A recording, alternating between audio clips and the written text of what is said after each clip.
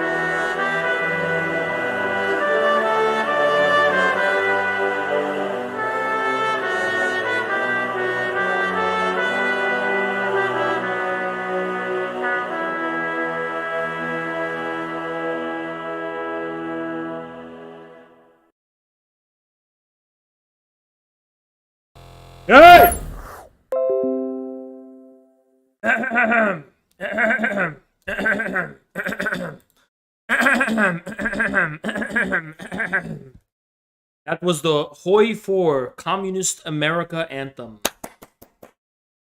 Let me tell you guys what. I've been thinking. I realized I support LARP.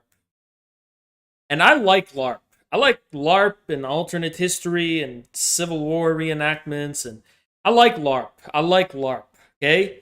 Now, what I don't like is when people LARP and then deny what they're doing is LARPing. Okay? I don't. You know what I like? I like good LARP. I never had a problem with LARP. I just don't like cringe LARP, right? I just don't like ugly LARP, but good LARP is great, right? And let me tell you what led me onto this thought. I've been thinking about this for years, right? You know the Donetsk and Luhansk People's Republics? That was LARP.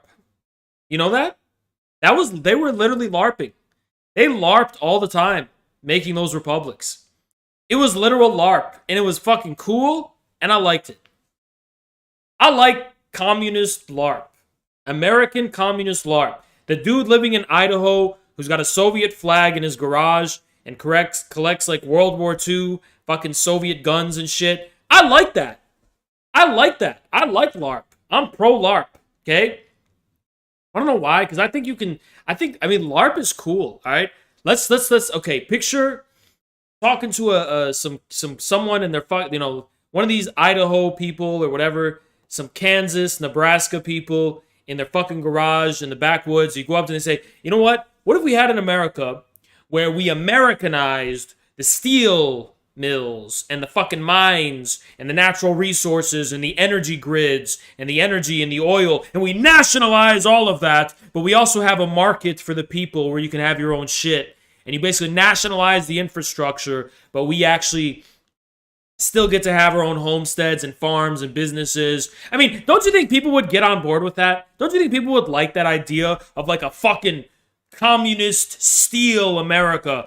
Communist owned steel. America that owns the fucking steel. And it's like this based fucking industrial superpower country. That's fucking badass. I think people would like that. I think people just don't like the idea of the government owning everything. You know, like, do we have to work for the government all the time? No one likes that idea. Nobody likes the idea of this overinflated, bloated government bureaucracy. But imagine if the government just owned all the things the monopolies own, like water, energy, fucking steel industry, iron, natural resources, minerals, things like that. And then, when it comes to restaurants and businesses and, things like that, that we get to own that, right? Wouldn't that be fucking cool? And farms and shit. Wouldn't that be fucking cool? Farms, we get to own the farms, right? But the government just owns all the basics. I think that'd be fucking.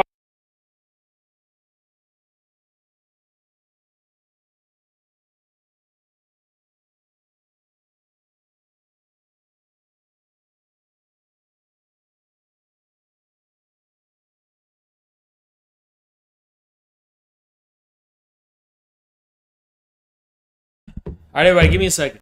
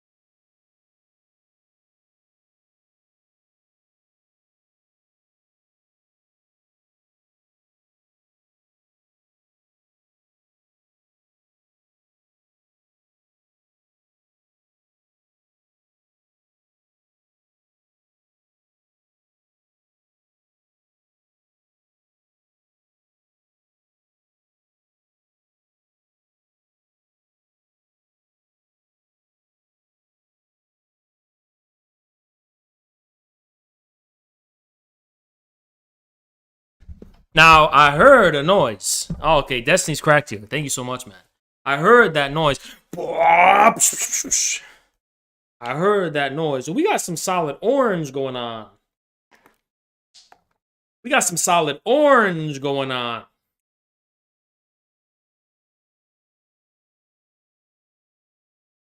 One second, I'm gonna wash my hands, man. I'm gonna wash my hands. I'm gonna wash my hands.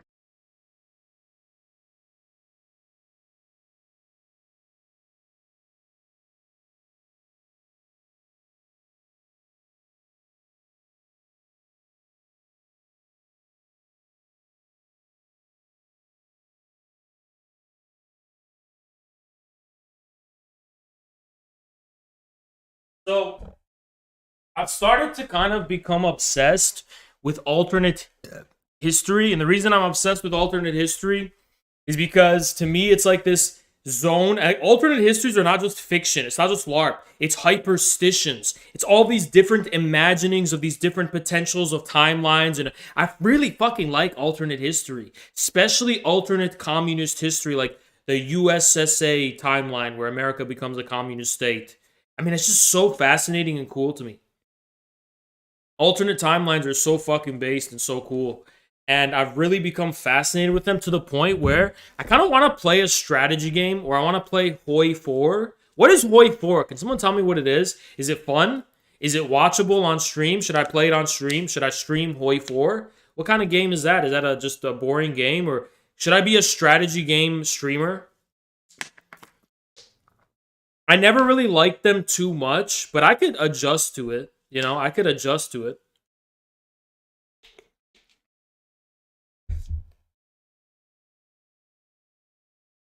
So alternate history is just so fucking cool to me. Because it's hyperstitions, right? You know what a hyperstition is? Look it up. That's what alternate history is. It's a fiction that realizes itself. It's like a meme that becomes real, right? Based. Thank you, Dark Peterson. Thank you, Dark Peterson. How dark are you, Mr. Peterson? Because you just cried last night, and I don't know. I don't know if I can stand by that. I'm not sure I can stand by that. Yeah, I love alternate history a lot, but I think we should quadruple down on LARP. This is what I realized: the way that we're gonna get to a communist movement, in terms of like, first of all, it's gonna be a hyperstition. Second of all, we need a LARP so hard that it becomes real. I've learned that because look at the Donetsk and Lugansk People's Republics in Ukraine. That started out as LARP, and it became real. It's amazing. Thank you, Scott. Especially if you love alternate history. Thank you so much, man. Like, I'm not naive, all right? I'm not naive. I know it's not, and that's not literally the case, where, like, you just LARP enough, and then something politically becomes real. But I'm saying it's a hyperstition. Like, you make the idea palatable to people. That's all I'm trying to say. If you LARP an idea hard enough, that idea like becomes a real possibility. Now, whether that possibility gets realized, I mean, yeah, that's where you have to put in the work of organizing, and you have to actually go on the ground and do all that hard work and stuff. I get it. But just putting your foot in the door and making an idea palatable to people, I do feel like that's gonna take like the guy in Idaho with a fucking communist flag of the USA in his backyard who collects Soviet memorabilia. Because I'm going to tell you the straight truth. You guys know where a lot of neo-Nazism and fascist ideology in America comes from? Because I'm going to tell you straight up. Does it come from people who are just racist and hate black people? No. A lot of times it comes from people who've never seen another race in their life. So why are they Nazis? Why do they become fascists? Because they started out loving World War II. They start out like loving World War II, and then they just start like using their imagination. And then like it's like they get into alternate history and they get into, oh, World War II, look at all the sides on World War II. And then they realize that, fascist ideology is not, there's not a lot of education about it. It's not really well studied and shit. And they kind of get into it like, oh, the Allies were just propaganda. The victors write history, yada, yada, yada. And then that's how a lot of these far right, they call them far right ideologies come to be. I'm not all of them. Some neo-Nazism is actually real and it is rooted in this misanthropic whatever. But some fascist far right ideologies in America, the reason they gain traction, the reason they gain traction among like random people is just because it's like, it's that LARP aspect, right? And we should probably... Thank you, Lucas. Turning the LARP into reality. The meme into reality. Yeah, LARP just shouldn't be cringe, right? But LARP is kind of cool. Now, okay, I'm going to preface this. What do I mean by LARP? Should you dress up as a, like, in a communist uniform and just start marching outside? Yes! I'm just kidding. But if you're going to have fun with it, as long as you're just doing it to have fun, as long as you're doing it just to have fun, and you're not ugly, and you're not fat, and you're, like, presentable, and you don't take yourself too seriously, and it's like a game, then it's kind of cool, right? It's kind of like you know what it is? You know that MAGA guy at the MAGA rally who's like fucking wearing like 20 MAGA flags and he's like wearing a MAGA tracksuit and he's like so over the top with the MAGA shit? That's what I'm referring to. If you mean it like that, it's kind of cool, right? It's kind of fun. Like, obviously you should be in the right context, but like, honest to God, I think that's how it works, right? Because I study this shit and how that happens in other countries, and it's like, yeah, people like LARP. They like to like make it over the top, and that's how it becomes real in a way, right? When I say it becomes real, I mean it starts getting taken seriously as an idea. The only way for an idea to be taken seriously is if it's LARPed so severely, right, that it becomes hyper real, right? So there's something quite cool about LARP.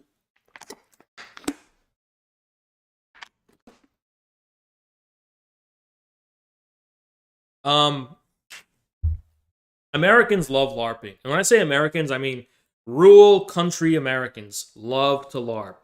And you know why? Because LARPing is fun. And real LARPing is actually fun. I don't want to at this point because I'm too old, right? And I'm not just saying that. I genuinely feel like I wouldn't. It's so depressing, man. It's so fucking depressing, right? 5 years ago, or when I was Jackson's age, which was just 4 years ago, right? I would have loved to LARP, like medieval LARP, and have foam swords and shit, and I can be like a warrior assassin, and I'm like beating the shit out of people with foam swords, and I'm dressed up, and it's like a real life RPG, and I would have had so much fun. But I guess either it's maybe age or it's being a streamer, but I feel like if I tried to LARP today, I would just sitting there and I'd be like, I'm doing this while my enemies plot against me. Why am I doing this dumb waste of time? That's how I feel about video games too, honestly. But LARP seems so cool. No, I can't do that, man. I'm 26 years old, right? I'm 26 years old, man. I have no interest in it. I have no interest at all in it. I know that's hard to believe for a lot of the man children out there that still do that shit.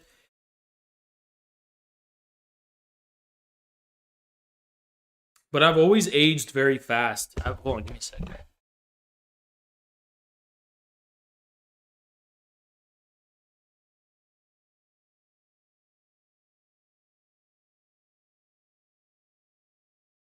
Okay, some spooky activities going on outside of this place. The danger is when LARP turns into snarp.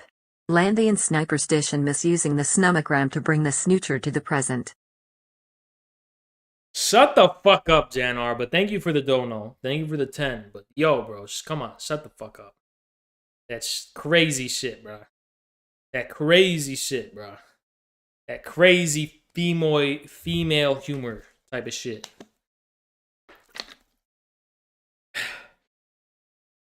So I learned something. I learned that women, a lot of feminists call men moids. And they have like all these words and slurs for men, and they're like, they're like, men are like, I just saw it on Twitter before, and they're like, the way they refer, they're like, oh, the the Neanderthal cat, bro. It's yo. I don't know why I find it so funny. I don't know why it's so funny. It is funny. I actually think more women should start doing that. Because a lot of women don't realize how different we are as a species. So I honestly believe, yeah, you should probably just do that shit. You'd probably be less bitter in life. If you go about life and you're just like, yeah, men are moids. They're literally just like brainless, fucking completely. I think this is what I think. A lot of people are like, oh, how do we solve the problem of feminism? Because women are starting to hate men too much. No, they're not. They're not hating men nearly enough as they should be. And I actually think both men and women should disrespect each other. That's what I believe. Both men and women should just be like, yeah, men are retarded or women are retarded. Like, you should just start thinking in those terms, right? Just do not respect the opposite sex. Because when you respect the opposite sex, you're betraying your own kind, basically. You're basically betraying your own sexuality or your own gender, right? You're betraying what you are. You are betraying the core of what you are, right? And I'm gonna be real, right? There's a lot of shit I'm not gonna say. I'm not saying nothing. I'm not saying nothing, okay?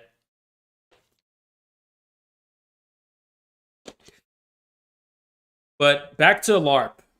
Back to LARP, right? What I love so much about LARP is it's so cool, right? It's so cool. It's so cool. Y'all must not get it. Y'all must not get it. Is this like magician? Is this like sorcery? How does the camera just turn to these ugly curtains when I already moved it? Yikes. See how it's turning? What's moving it? What is doing that? It's insane. Oh, how does that work? Isn't it moving? No, it stopped. That is so weird. It's super strange, super weird. Now, I'm going to go get a haircut soon. Because I want to look fresh for TwitchCon. I want to look fresh for TwitchCon. And by the way, speaking of Twitch, I think Zerko was gonna come on tonight, but maybe he ditched. Yeah, whatever.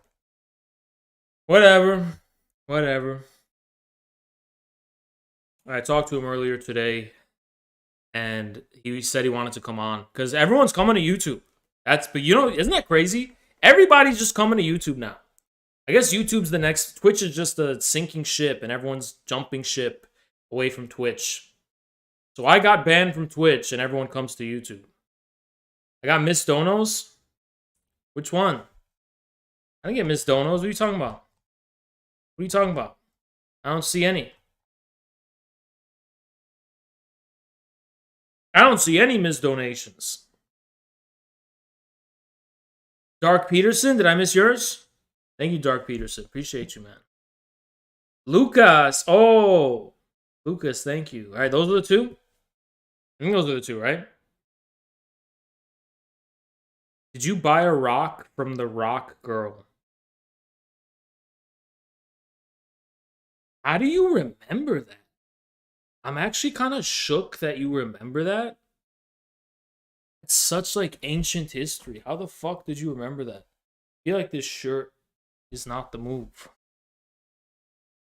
How the fuck do you remember that? It's so weird. Man, this beard is ugly. I'm gonna go get it trimmed tomorrow. I'm gonna go trim this beard. I don't like this fucking big ass neck beard I got going on. Big ass neck beard. But I solved my skin problem because my skin was really dry, so I solved it. I don't know how you fucking remember that shit, guys. I don't know how you guys remember more shit than I do. You guys remember shit more than I do. Okay? Now everybody's got to listen up because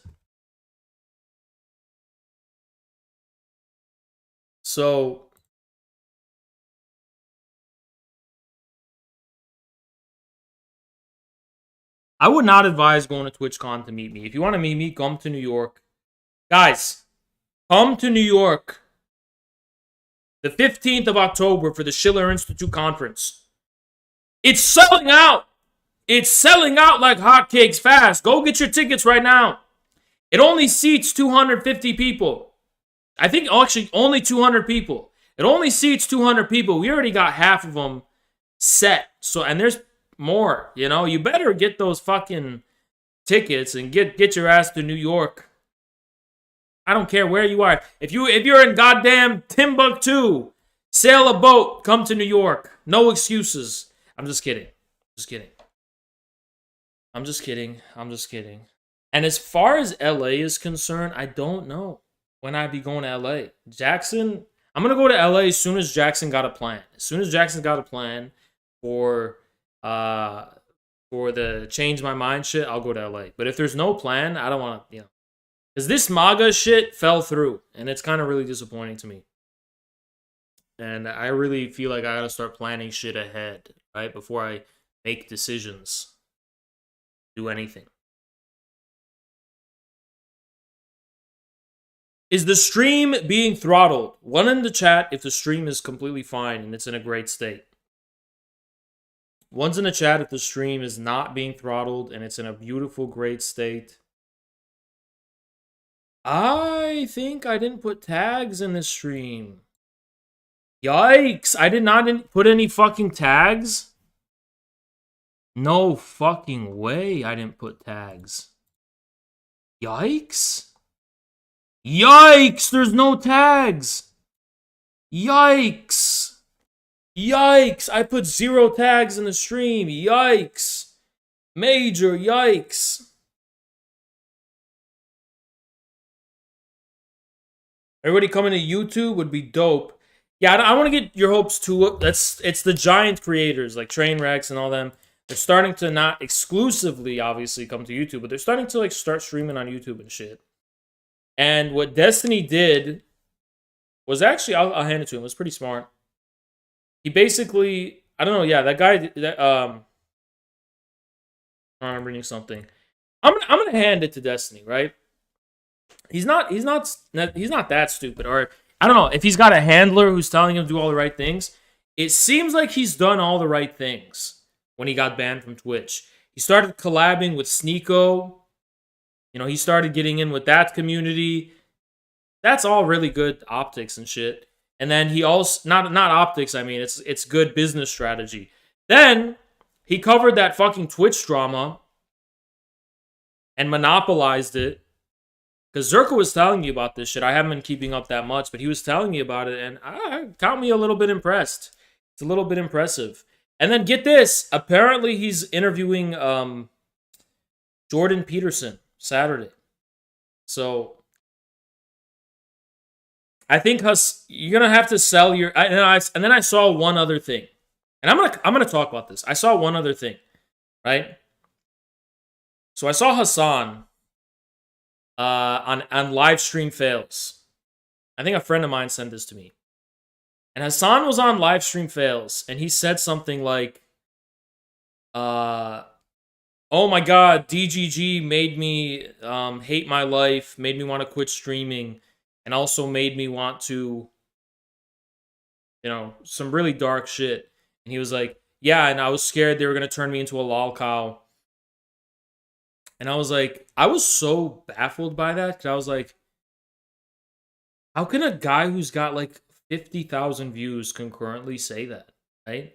Because it's like, he wasn't just saying that in the past tense. It's like, even now, he's so scared of them, you know?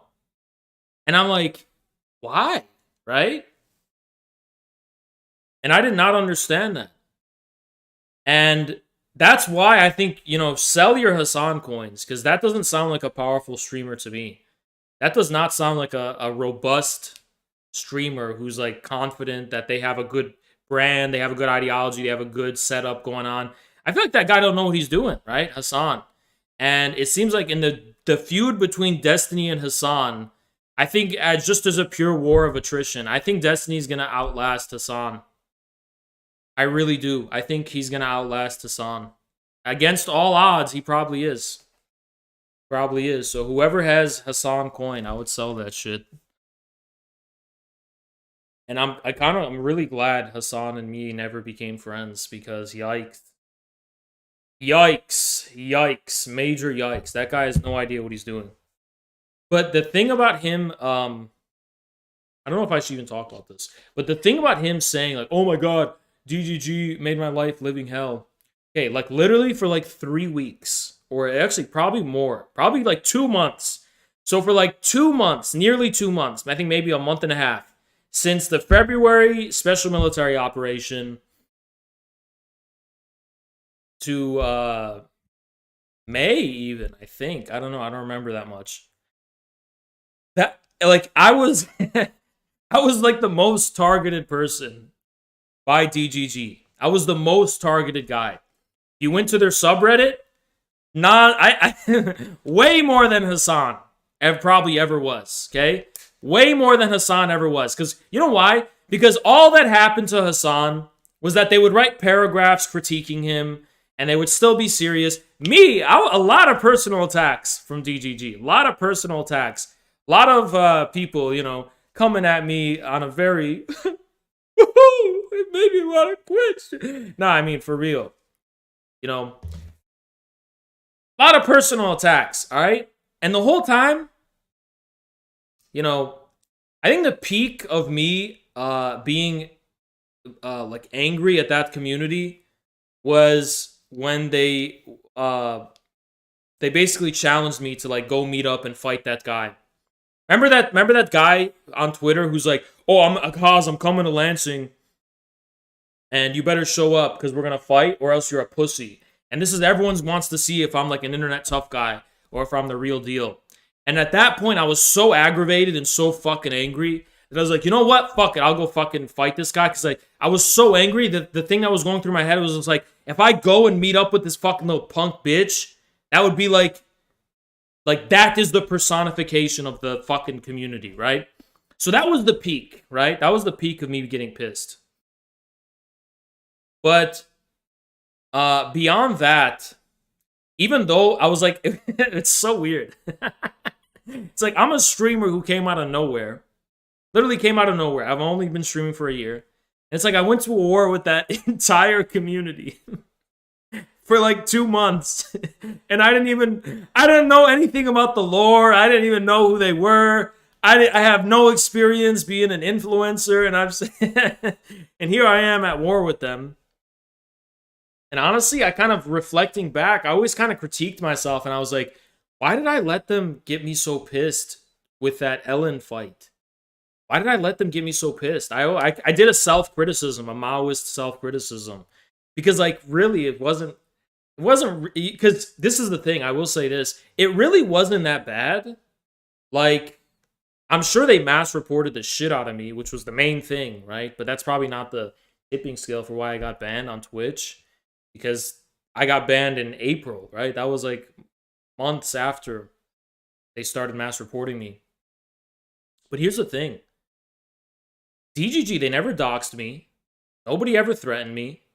Nobody ever, I don't know, maybe I'm giving them too much credit, but I don't think it was that intense, right?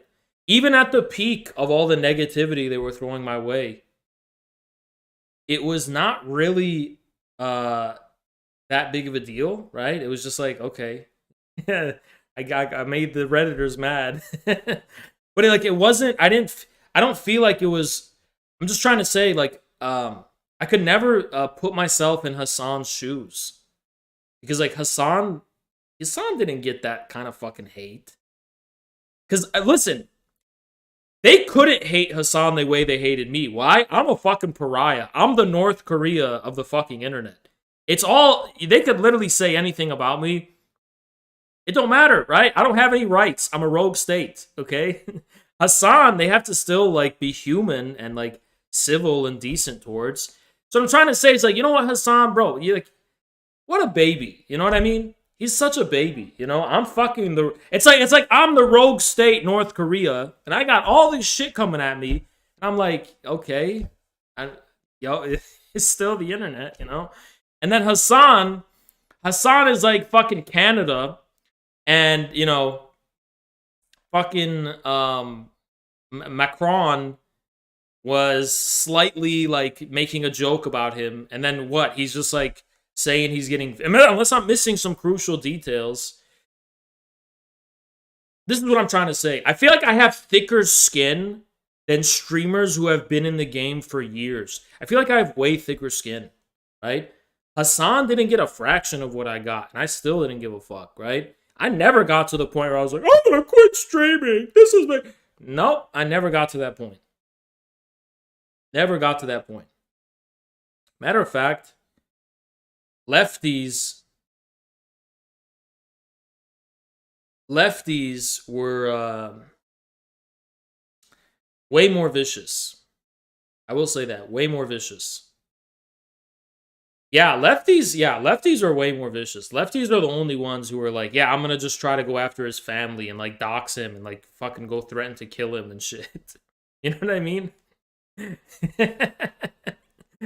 Oh man. That shit was way more vicious, I'm gonna be honest. But I'm not trying to exonerate them, because it's at the end of the day, they're all cringe. But in light of all that Twitch drama, I just find it pretty crazy that Hassan said that. You know? But I was shocked, because I was like, what the fuck? This guy gets 50,000 views? The way I was thinking was like, okay, it's kind of like I'm under a lot of pressure, because like I'm kind of a small influencer. Only got 20k subs on YouTube. I only had 20k on Twitch. I'm new. I've only been in the game for a year. Not experienced. But then I see this guy Hassan. He's been here for like a decade. He gets fucking 40k average views. And he's super scared of that community. And it's like, what? If you let me give some fucking good advice. And I wish I could just give this advice to everyone, because I know 90% of American kids want to grow up to be YouTubers or some shit. If you are going to go on the internet and you're going to turn on your camera and you're going to have an opinion and you're going to do it publicly, you need to prepare to have extremely thick skin. You need to prepare. No, you're not prepared. I promise you're not, okay? Because we're all human. We are defined by how we're perceived by others. And the way others perceive us is one of the things that in life we are the most powerless in the face of. It's almost like gambling, right?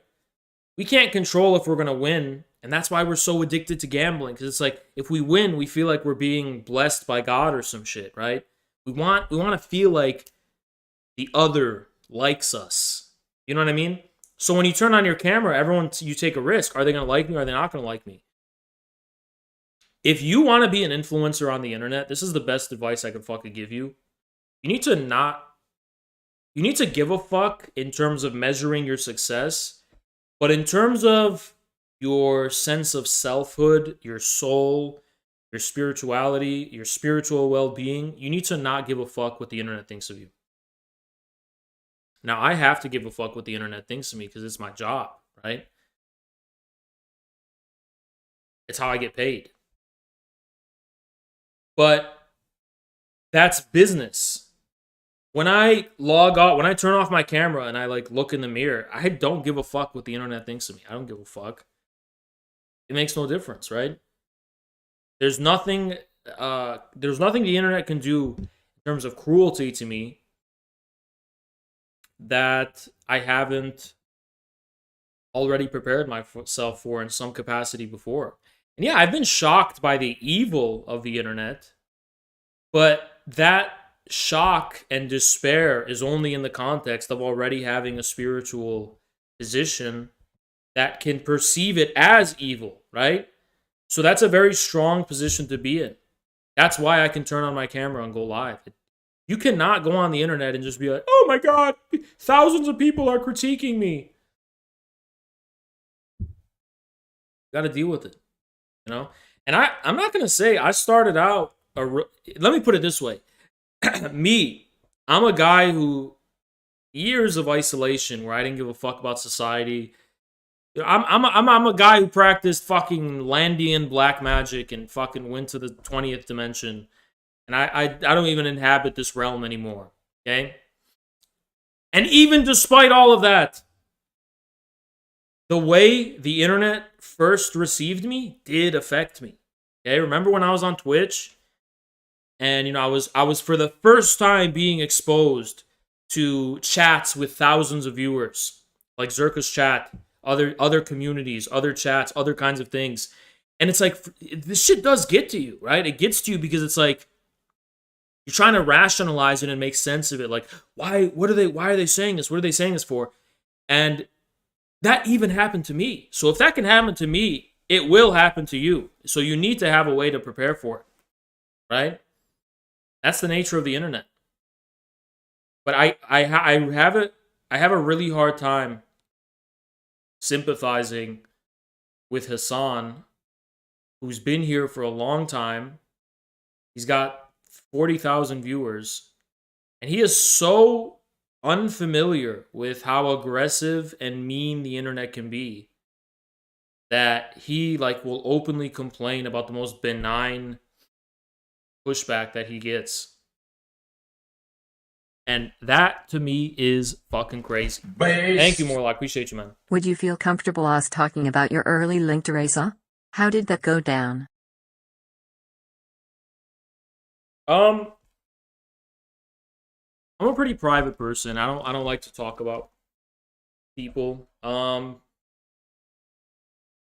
There's not too much, right? I just I'll say I did meet Reza before.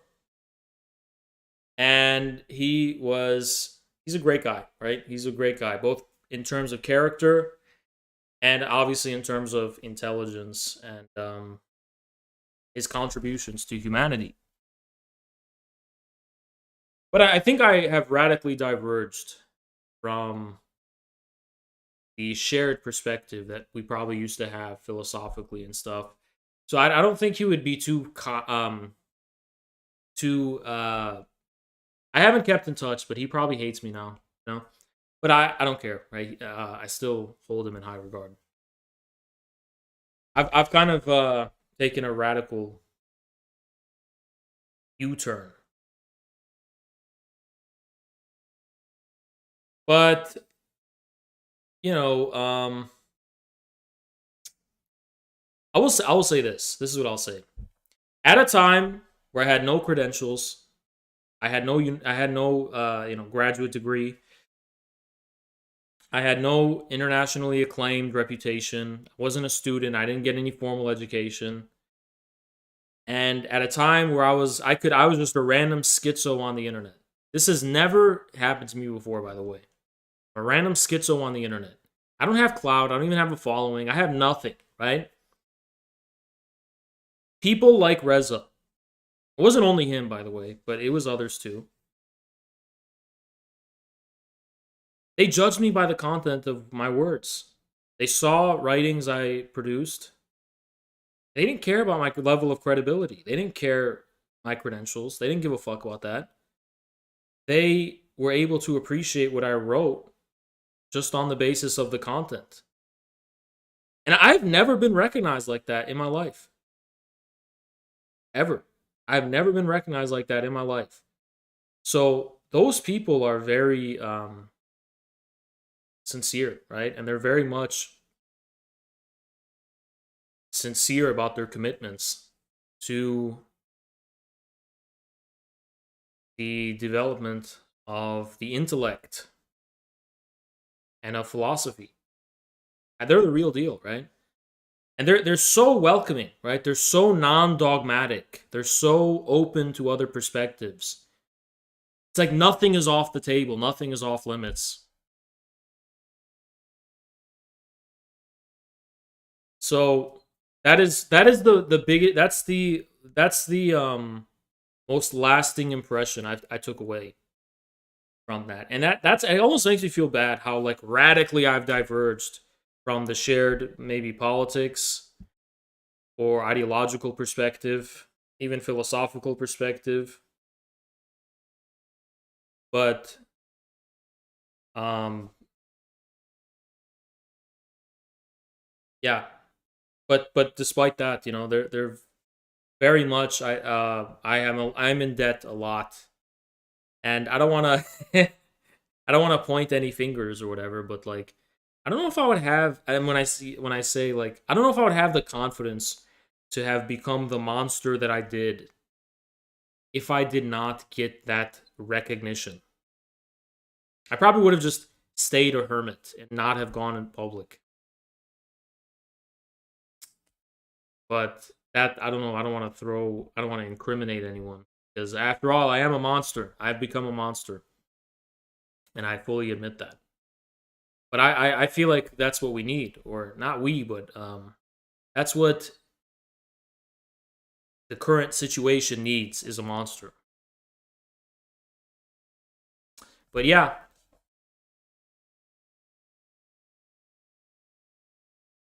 and also that was one of the crazy moments where I realized everyone who I actually admire who's famous, I will meet.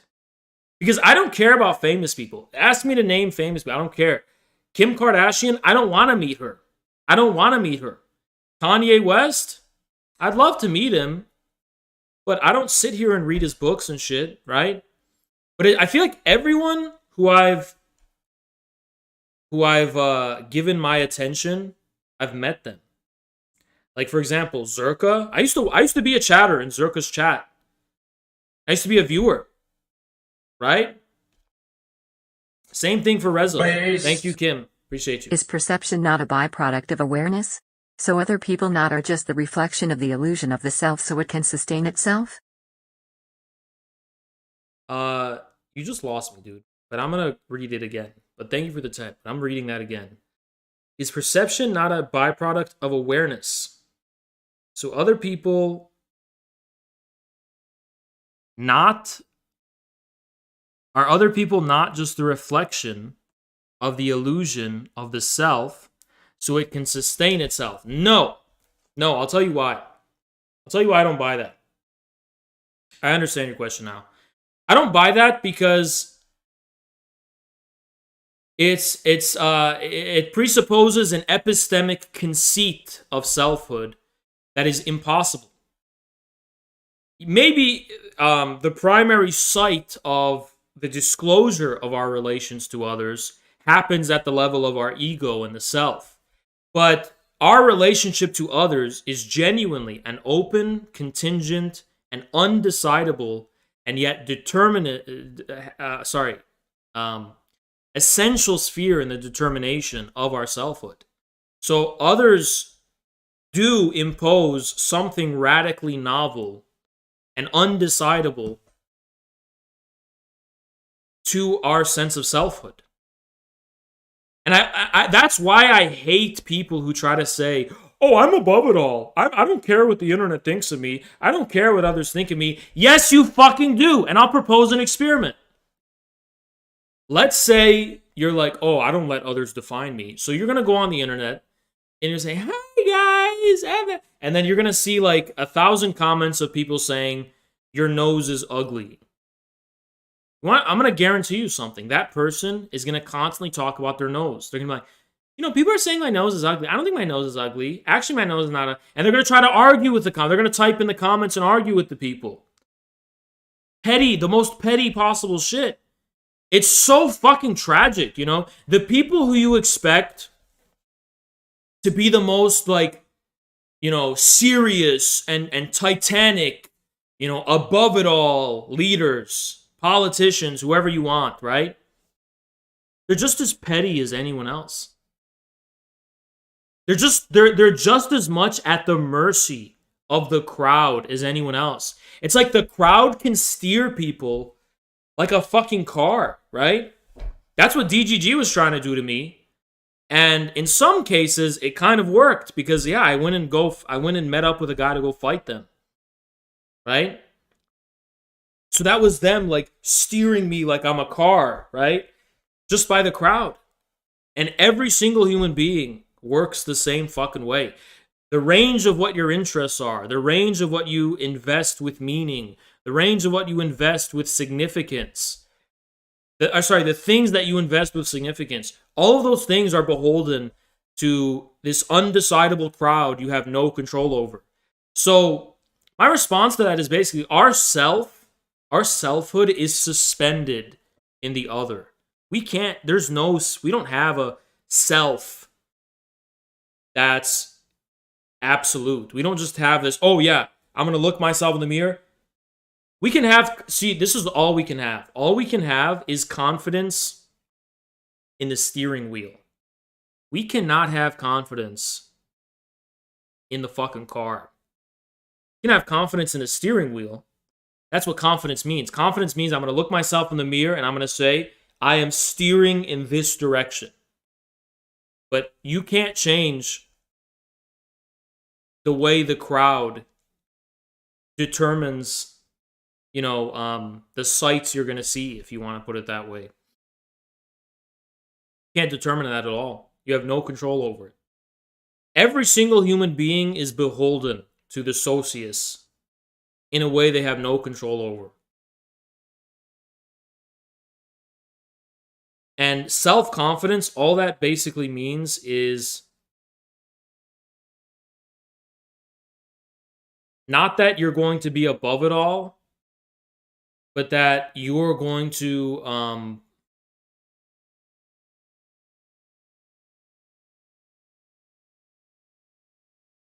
you're going to have some things that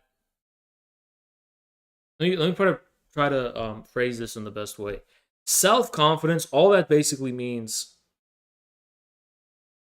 is that you're not absolutely certain about a given quality of yourself. You're just absolutely certain that the other has no clue. Thank you, Hancho. Voila, 30 minutes after I sent you that dono yesterday, my home was raided by U.S. Marshals. It was baseless and it looks like a lawsuit, per my lawyer.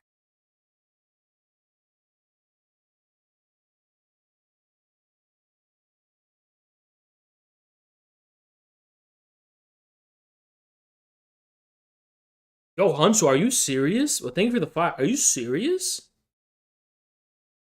Are you actually for real?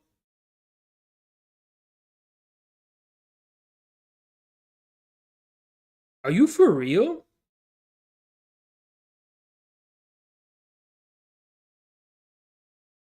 What? Now that's a story. What is that? For what? Why? What the that is just bizarre. That is just one of the most bizarre things that I've heard. No, I don't know if he's joking. Because he said the lawsuit thing. I mean, I don't know. That's because he said it's baseless. He didn't say it was because of the dono. That is fucking weird. Oh, I want to tell you guys a crazy story, but I can't. Oh, this one's even weirder. This one's even fucking weirder. Let me tell you. Feds are keeping tabs on Haas of Infrared and Jackson Hinkle. 100% guaranteed. I can't tell you why, but it's 100% confirmed. I mean, I always knew that, but it's actually confirmed. And it's so funny that I became a political streamer. It's just so funny. The feds are like, oh, this guy. Okay. This guy. This guy. This guy. This guy Hayes of Infrared is one of the coolest guys around.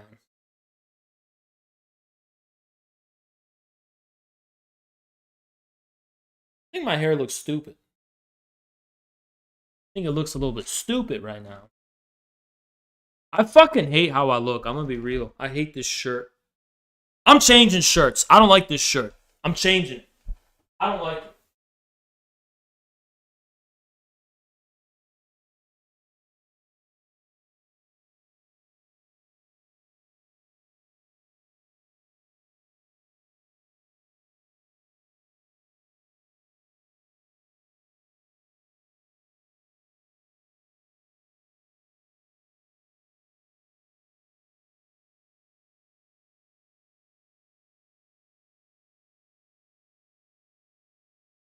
Take home,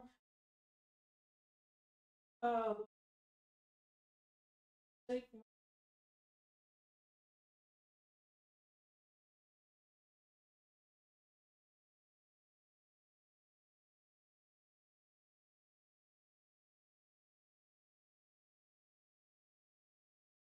Hey guys, I'm gonna put on this shirt. It's a fancy shirt. I don't want to wear a beater. Wear a fancy.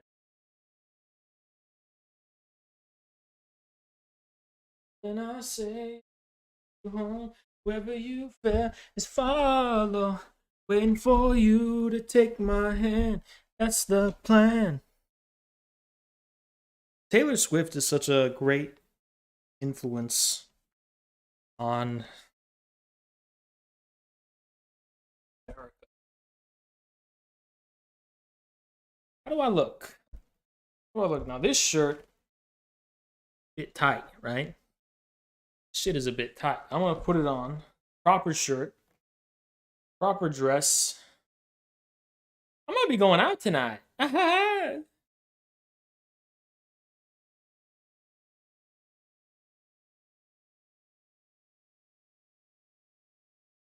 Does the feds watch us on? Nah. They control him. The whole Young Turks is in bed. You know what? I'm going to tell you guys the truth about the Young Turks. Want me to expose them? Want me to expose the Young Turks? Look at this. Democrat blue.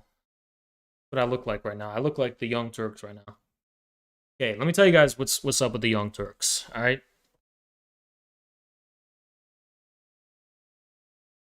This looks better.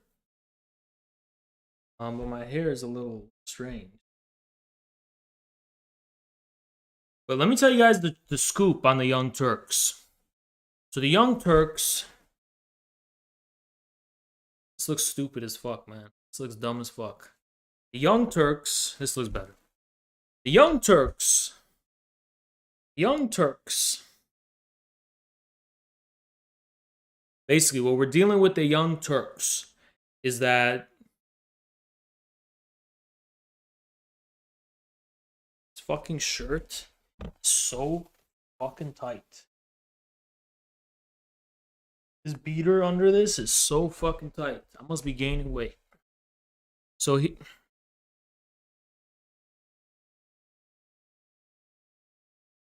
Put this on the wrong way or some shit. This is what happened. The Young Turks started out as Cenk and Anna, and they would sit around and they would just be like, oh, I'm a progressive and I want to upset the establishment and yada, yada, yada, right? And then 2016 came around. They got scared by Trump. So they were invited to Klaus Schwab's fucking palace, you know, in the middle of fucking Antarctica or some shit. And Cenk and Anna went to Klaus Schwab's palace, and Klaus Schwab said, sit down. And Cenk's fat ass sat down. And Klaus Schwab said, you have been doing a great job the whole time.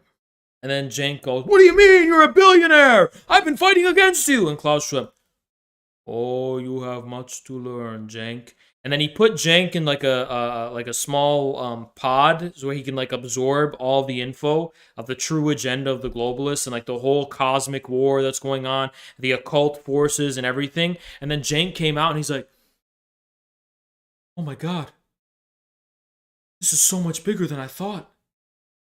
We have to stop. We have to stop communism at all costs. And then ever since then, Cenk, Sam Cedar, it all happened to them. Every single leftist it happened to. Every single leftist this happened to. Sam Cedar, Cenk, this all happened to them in 2016. Ever since then, they've been on code. They've been on code, making sure that they're enforcing the agenda. It's not about leftism anymore. It's not about nothing anymore. They're on code because there's a bigger picture now. Bosch, same shit. Okay? Destiny, same shit. Yo, this shirt. If I put it on backwards, don't tell me I gotta take this shirt off again. Oh. More than I say, I'll take you home. Wherever you at, I follow. I'm waiting for you to take my hand. That's my plan.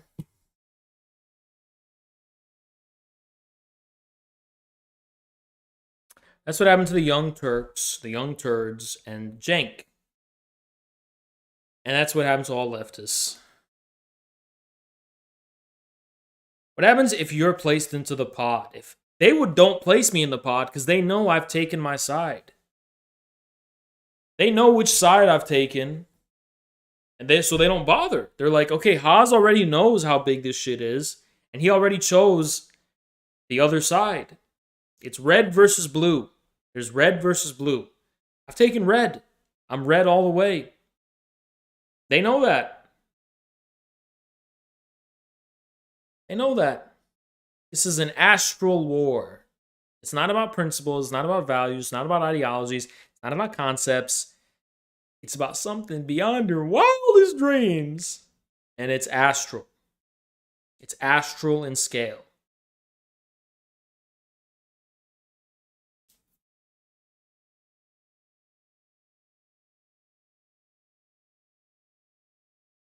It's also a time war. And I talked about that yesterday. The time war. And why am I divulging all these occult secrets? Because I wear it on my sleeve. I'm one of those occultists who just like tells you everything. What are you gonna do about it, bitch? Nothing. Because nobody even believes me. Right? So I just wear it on my sleeve and I tell you everything. This is an ancient occult war. My hair looks like shit. This is an ancient... What is up with my hair, man? What is up with Donald Trump hair? No offense to the Donald, but come on. It looks so stupid, man. Stupid. This is an ancient war.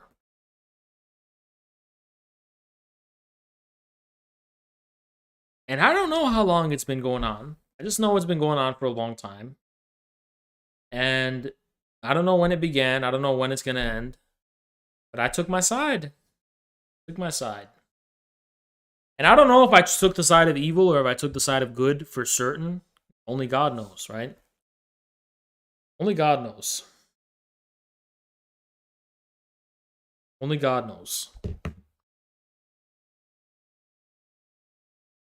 But I'm going to go get my hair cut again tomorrow because it's too much, clearly. Too much shit. You see all this shit on it? I'm clearly too much. I'm going to get my beard trimmed again because look at all this fucking extra shit.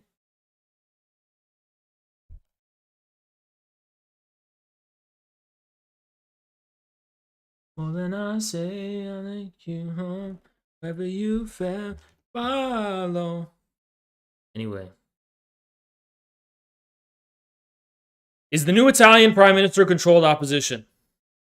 Oh, yeah. Oh, yeah, she is. Oh, yeah, she is. Oh, yeah, she's the definition of controlled opposition. Meloni is the Italian DeSantis. Today's stream is about the DeSantis Deception. It is about that. Literally what today's stream is actually about. The DeSantis Deception. And I'm going to talk about the DeSantis Deception. But first, I want to just like disclose everything about the secret of Haas. Secret of Haas is that I like to get sun every day. I can't always do that. Oh my god, I'm so fucking pissed. Fucking get it. I actually have one scheduled for tomorrow, but still. So where do I start? Where do I start?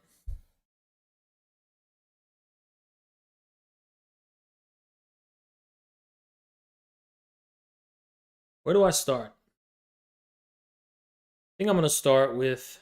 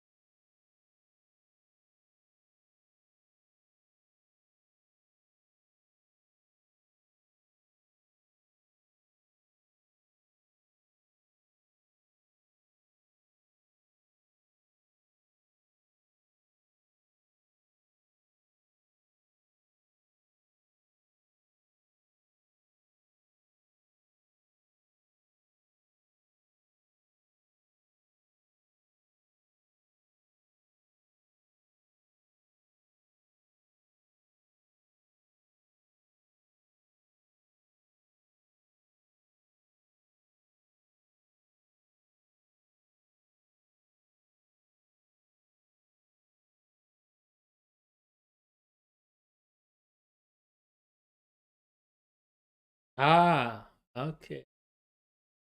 I see. Yes. Yes, I see. Mm-hmm. Hmm. I see. See. This goes quite far back. Quite far back. Quite far back.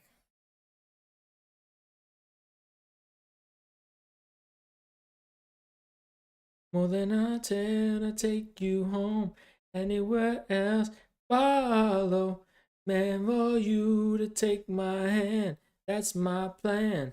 That's my plan.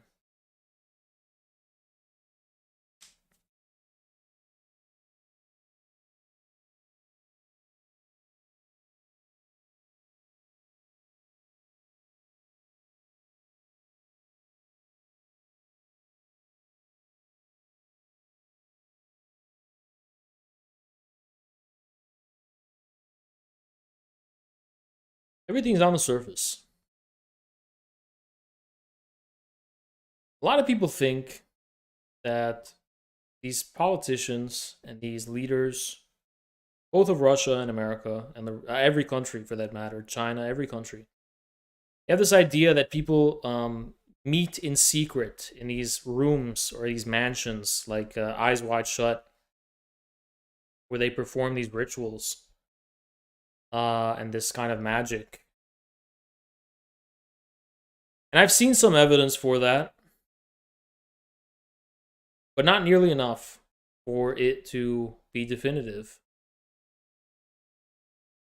as the site of, occultism. Actually, that meeting in secret kind of stuff with cloaks and daggers seems to me to be done mostly by people who are not fully in it. The opposite of what you would think. The real magic is going on at the surface level. What is magic? Magic is the split within the self that gives rise to sociality. What is an institution? What's a state? What's a government? What's a cabinet? What's a bureaucracy? What's an office? What's a presidency? What's a Congress? What's a Senate? What's a parliament? That's where it all is. It's all on the surface. It's all in the structure. And being able to be attuned to that is a very intuitive skill. It's a very intuitive science. And sometimes I think to myself that, you know, the ruling class doesn't even talk about it. They're not even they're not directly revealing the master plan even to each other. They're kept out of the loop as far as the extent of what they know about each other. Then yeah, there's Epstein's Island. There's little St. James. I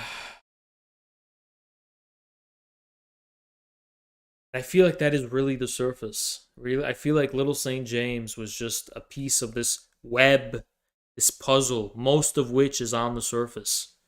And that island was just a transit point to facilitate that surface. Every secret you see is just a transit point. It's not the actual site where it's happening. Where it's happening is here, on the surface.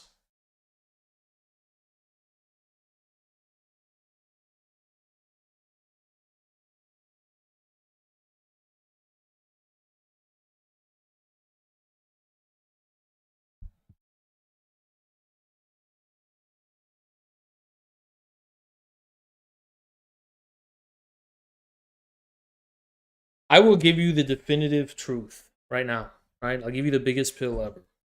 This is really it. You stop what you're doing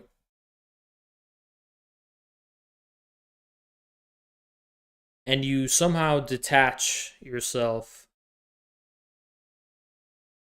from others and from society as a whole. When I say that, I mean like your sense of right and wrong, sense of self, sense of truth and falsehood, sense of reality and fiction somehow no longer comes attached to anyone else or any other authority or anything else. By the way, this isn't something you want to go out of your way to do, but it's just something that happens to some people. When you stop and start looking at things from that perspective, you start to notice things you didn't before. Most people are called schizophrenics who would do that. But there's truth to it. Schizophrenics have they know more than they're leading on. You know, it's not just nonsense. They just can't really control what they're experiencing. But there's something there, 100%. It pains me to say it, but it's true.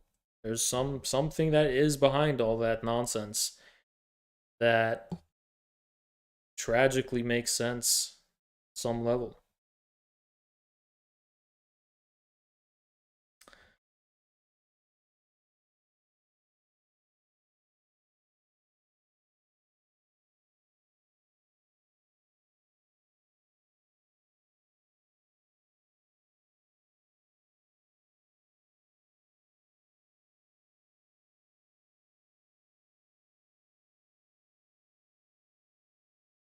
That's what I'll tell you. All right. Let's talk about Ron DeSantis. Let's talk about Ron DeSantis. Because it's not just Ron DeSantis anymore. So for those unfamiliar with the DeSantis Deception, and actually, we have some articles of news to cover regarding this. Because they're openly splitting now. Oh my God. You're going to see this shit, okay? Now, Good morning, wow. Revolution. Wow. Thank you so much. Thank you so much, MJ. Appreciate you. Appreciate that, MJ. Now, as a matter of fact, I kind of feel like I should take a piss because I do have to take a piss. So that's what I'm going to do. I'm going to go piss and I'll be right back. Okay. And if you leave, if anyone leaves, if anyone exits out of the stream, right, you are going straight to hell. You are going to burn in hellfire for all eternity. Just letting you know. I'm going to go pee.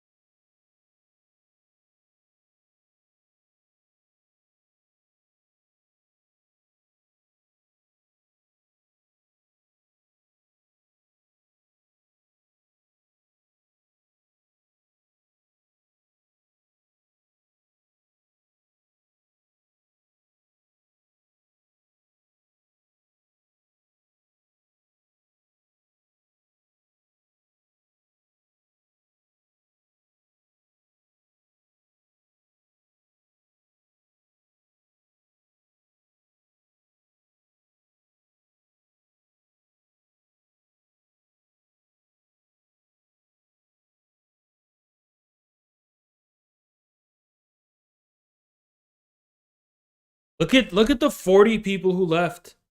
You are all going to hell. Damn, go for 2 minutes.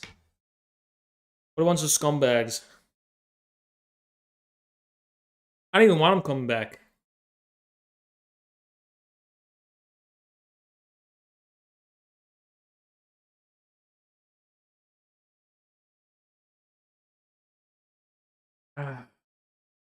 Now, returning back to what I was saying. You don't know what the DeSantis deception is. Ron DeSantis has embroiled himself in a bunch of controversies in Florida regarding an issue that's very sensitive and hits really close to home for regular Americans. That's the imposition of LGBT bullshit on their children. So Ron DeSantis has embroiled himself in controversy most recently because he's put his hat in the ring, taking the side of American families. That's what's defined him now. And before that, it was the COVID lockdowns. DeSantis was anti-mandate and anti-lockdown, something which was also very popular among the American people.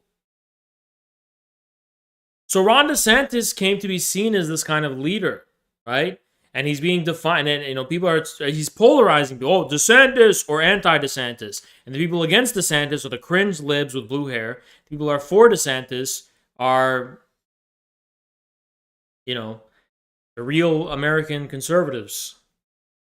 But people have neglected to pay attention to DeSantis' history. DeSantis is a neoconservative. He's in bed with the establishment.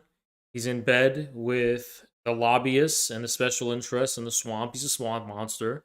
He's extremely pro-Israel. He's extremely interventionist when it comes to his foreign policy. He's a shill for the globalists. 100%.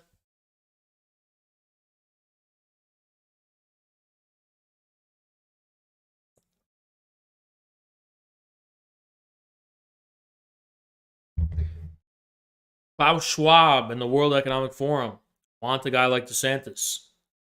Now, recently, the DeSantis Deception has actually spread pretty far. The DeSantis Deception has spread to Europe. And it's also spread to American mainstream media. So CNN, if you don't know, has a new CEO, and they've sacked their woke, employees, and they're trying to replace them with, more conservative voices and people who are more sympathetic to conservatives. In Italy, Meloni just got elected. Meloni, the far right, whatever. Now, what Meloni, DeSantis, and CNN have in common is they are expressions of the fact that the ruling class has come to realize that if you start virtue signaling anti-woke, if you start talking, if you start going against the woke consensus just on the most superficial level, people are going to trust you. And people are going to think of you as someone who's not controlled by them. And you're going to be able to have a lot of credibility among an electorate and among a people who are extremely distrustful of anyone who comes from the status quo. The Trump electorate, whether it's in America or it's the populace in Europe, it's the same thing. But that specific populist electorate, it's like Trump crossed the Rubicon. They don't trust anyone else. You're either Trump or you're not. And if you're not Trump, they don't trust you, right? If you're anyone who's coming from the establishment, they don't want to hear it. We're not even going to hear it, right? So what they do is they have to start coming and very selectively virtue signaling on all the right trigger points, right? Wokeness, this, that, family stuff, this and that. And all you have to do is virtue signal on those things. And it's going to be enough for people to trust you. Because the goal is to crack the Trump egg. It's a hard egg to crack. But if you start trying to sound like Trump, you can crack it and you can get the yolk and pull it back to the status quo. It's also happening at the level of mainstream popular media. Look at the fucking movie Top Gun. Oh yeah, Top Gun is bringing back real values. But you missed the part where it's Cold War propaganda. It's trying to get consensus for war, which is fulfilling the agenda of the ruling class. So you see, this is the scam that they're engaged in. This is the deception. This is the DeSantis Deception. And I've talked about it a lot before, but it's starting to become way more explicit.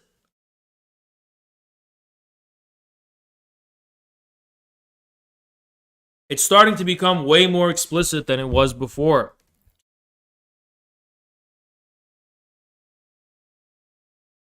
Want evidence? I'll show you. show you.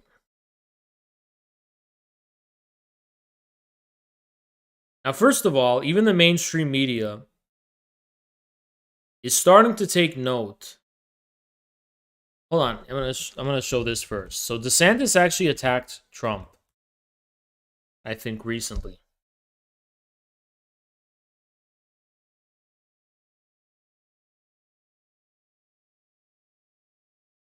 Oh my, it's like Vanity Fair is just saying it outright.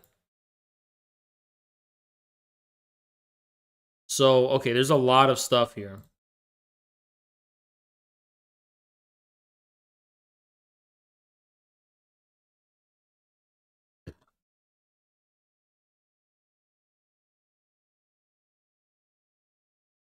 All right, so first, Vanity Fair, directly talking about it.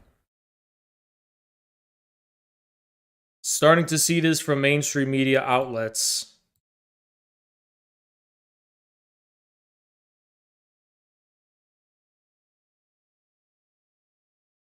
Oh my god, fuck off. I mean, what is this? What is this shit, man? I can't... Okay, we're stuck with this, I guess. This is how they make... These fucking losers make money now, I guess. They just fucking block half the screen. And that's how they make money. Because I'm not giving you my email, you fucking piece of shit. Alright. Did Ron DeSantis incept Trump's cult of personality? Shows his bully stripes.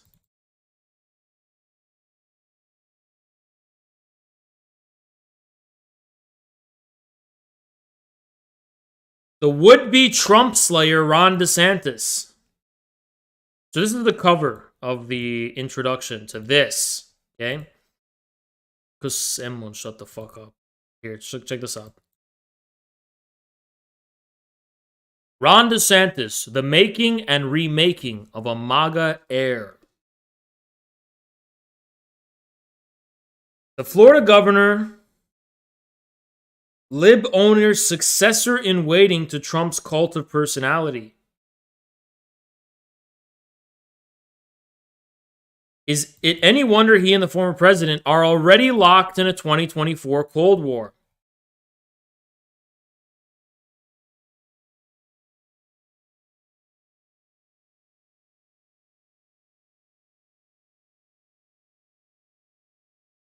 The DeSantis-Trump smackdown, this is what we're looking for,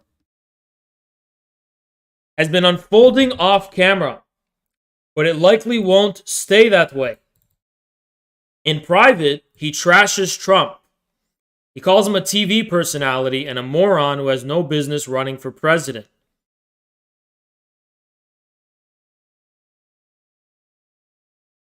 DeSantis says the only way to beat Trump is to attack him head on.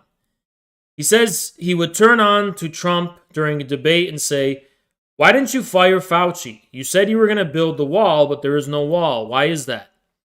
So he's going to try and out-populist Trump on a select number of issues that just so happen to be pretty low on the list of priorities of the working class. Like, for example, DeSantis isn't going to turn to Trump and say, "Hey, why did you ramp up foreign interventions? Hey, why did you cave to the foreign lobbyists to determine your foreign policy? Hey, why did you get reckless in Iraq with the Iranians?" He's not going to say that shit because those are the things Trump did to appease the ruling class. DeSantis is going to turn to Trump and ask him about Fauci, something that's in the past, and asking about the wall, something that means nothing and never did mean anything. Build the wall never meant anything. It was just a fucking slogan to trigger the libs. It literally meant nothing. The wall was literally just the lib triggering slogan. Nothing more, okay? So they don't care about that, right? The wall was just the lib triggering wall, okay? There's nothing more than that. Trump, meanwhile, vents about DeSantis, according to people who speak with him. Trump says he's overrated, disloyal, and a know-nothing.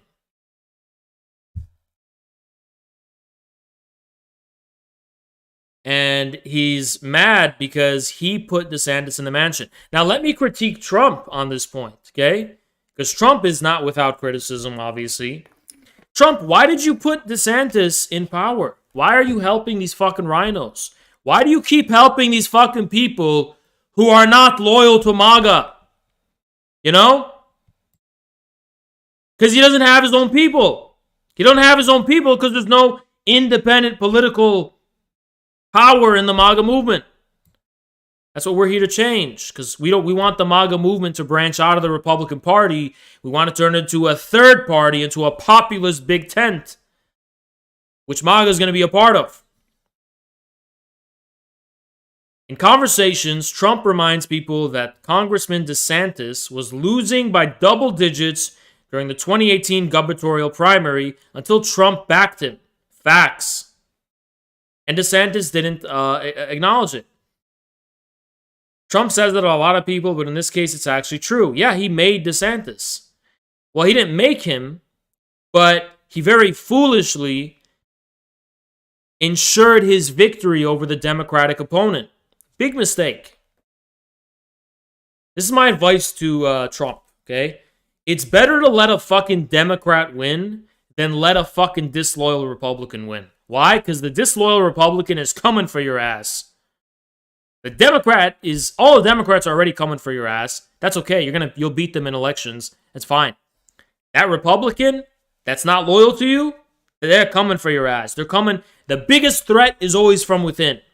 Okay? Biggest threat is always from within. It's always true.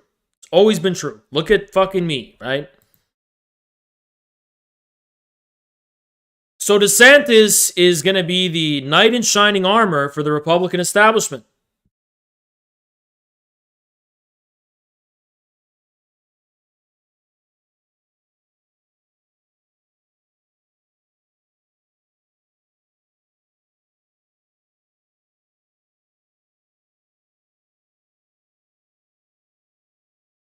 He's being primed and he's being groomed to save the Republican establishment and save the ruling class from certain destruction. Now, look at this article from the Washington Post. It's pretty crazy. And then I want to show you something Don Jr. said about DeSantis. Unlike Trump, DeSantis is showing a populist can be presidential in a crisis. So I think this is Jeff Bezos' rag, right? I want to show you what Jeff Bezos, basically, what his orientation is. This is a big political realignment happening in this country. So if you look at Bezos' Twitter, just at least, Bezos seems really skeptical of the left. And, the extreme left as far as the Democratic Party is concerned. But he seems critical of them on all of the, on very selective points. Because Bezos is definitely in on the DeSantis deception. That's my prediction. That's my view. Bezos basically tries to be like, oh yeah, we're like the Joe Rogan anti-establishment people, sure. But we're indistinguishable from the establishment in terms of our deeper loyalties. It's just we know how to talk now. We know how to get people's trust. And we know how to speak to an extremely alienated populace in this country, right? I mean, American, we need to see this scam from a mile away, man. There's so many stupid people. They're going to hear DeSantis say, oh, yeah, we need to combat fucking wokeness. And oh, yeah, DeSantis. Don't be an idiot. Of course that's what they're going to say. They're going to do everything they fucking can to win your goddamn trust. They know you don't trust them. They know that. The ratings on CNN prove it. The ratings on the mainstream media prove it. If you can understand that people around you don't trust the government anymore, and at your workplace and in your communities, they sure as hell know it too. So they're going to do everything in their power to trick you because you're the real power in this country. The American people are the most powerful political factor in this country. They can't just force you by gunpoint into submitting to them. They're going to fucking trick you. And DeSantis is the deception they're going to use. It's DeSantis. You want to understand why Florida Governor Ron DeSantis represents such a threat to Democrats in the next presidential election, watch his hurricane news briefings and compare them with Donald Trump's. You know what? Trump was fucking based. Trump said he was gonna nuke hurricanes or some shit. I mean, Trump was way better. Okay? Fuck DeSantis. Trump said he was gonna nuke the hurricanes. All right? DeSantis would never have the balls to say that. Like Trump, DeSantis is a political counterpuncher who relishes taking the fight to the left. He punched back at sanctuary city advocates by flying planes of illegal migrants to Martha's Vineyard. Yeah, DeSantis! Totally not a fucking PR move to bolster his credibility. I mean, am I mad about... See, I'm not mad about what DeSantis has done. I'm not mad about his policies. I don't care, right? I'm fine with them. I'm mad about DeSantis and his loyalties. I mean, his domestic policies. His foreign policies really where you're going to see where his real loyalties lie. Anyone who's a hawk, anyone who's an interventionist, anyone who wants to go to war, anyone who wants to arm,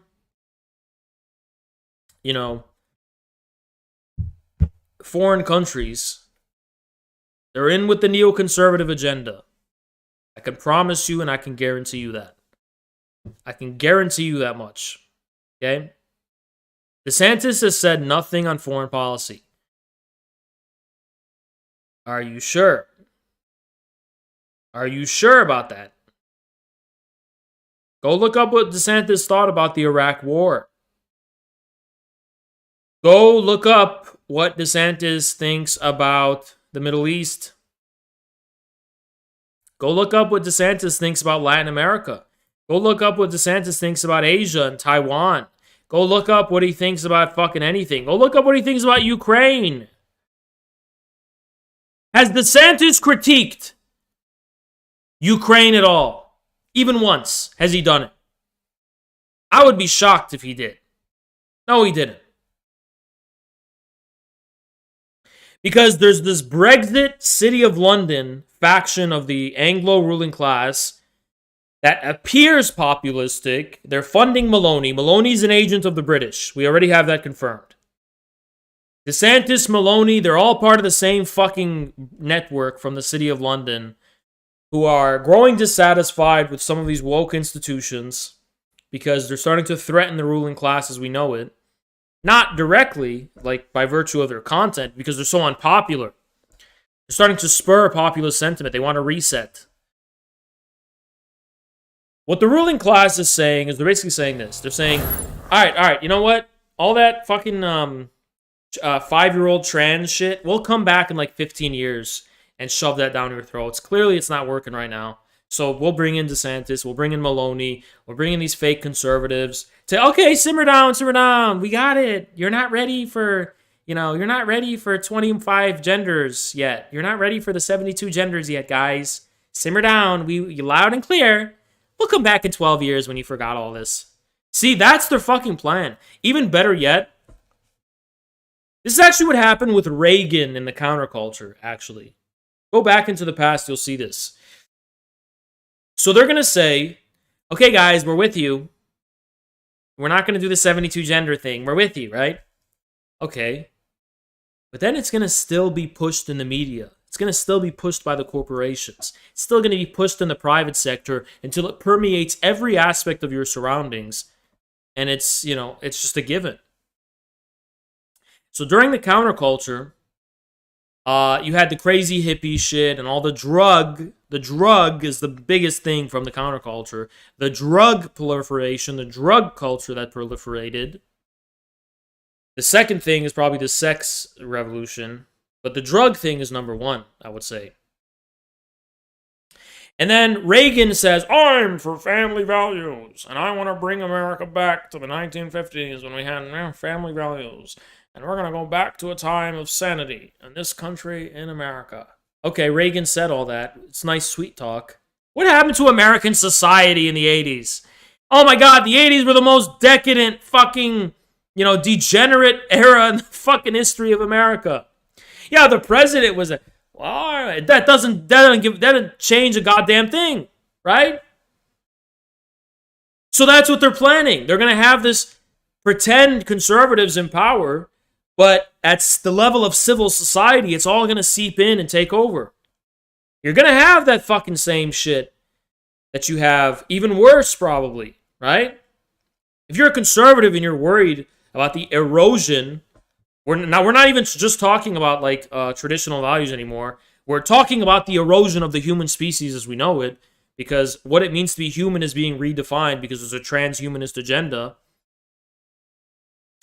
Then, DeSantis, just because he's, don't just look at what people say, look at what they do. Look at their loyalties. Look at their deeper loyalties. Follow the money trail. Trump was independent. If you follow the money trail, he was independent. Yeah, he was. He had his own money. Or at least he had his own funds. He had his own leverages, right? Haas just thinks Trump is funnier. But I think there's meaning to that, right? If Trump is more funny, it means he's more innocent. It means he's more innocent. It means he's more real, right? And you will never convince me otherwise. There's a correlation, but show me one funny person who's a fucking globalist shill. Just one. I'll wait. You know what? Show me one funny person who's a globalist shill. Just one. Can you? One funny person who's a globalist. Is there anyone who's funny who's a globalist? Just name one.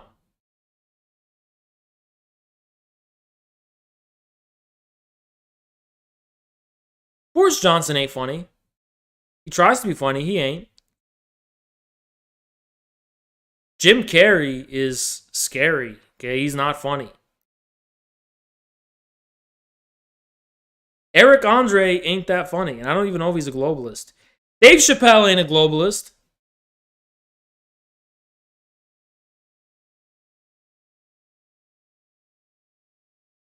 No one. There's no one you could name. Donald Trump. Yeah. Nice try, right? There's no establishment shill who's fucking funny. None. None. None. None. None. None. None. Not one. Not one. Not one. People say the left can't meme. Yeah, but that's because the fucking status quo defenders can't meme. Thank you, Chris Mock. Secret to Donald Trump, he played a productive capitalist on TV, and America loved him for playing the role. Chris Morlock got it exactly. Trump was playing a character of a fucking capitalist. Like, how do you... Trump's a billionaire. Is he? I think he's bankrupt. I don't even know if he is. Well, even if he is, that's the role he played. He was a caricature. That's the thing about Trump. He's like a clown. He's a great clown. He's a caricature of the ruling class. He literally wears these cheap suits and this hairdo on purpose to mock the ruling class. He's literally mocking them. He's literally mocking the ruling class. He's actually mocking them. And it's hilarious. He literally mocks the American ruling class. All right? His existence is a form of mockery towards them. Okay? Now, let me show you. So Donald Trump Jr. is actually pretty based a lot of the time. And he's going to give the scoop on DeSantis. So this was on the Majority Report with fucking Sam Cedar.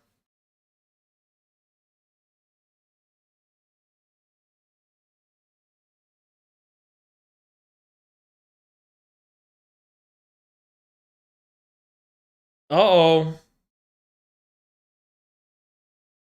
Yeah, we've got a lot of news here. Stephen. So we're going to check out the Majority We're going to talk about the majority cope is what it's called, right? The majority cope. We're gonna check it out.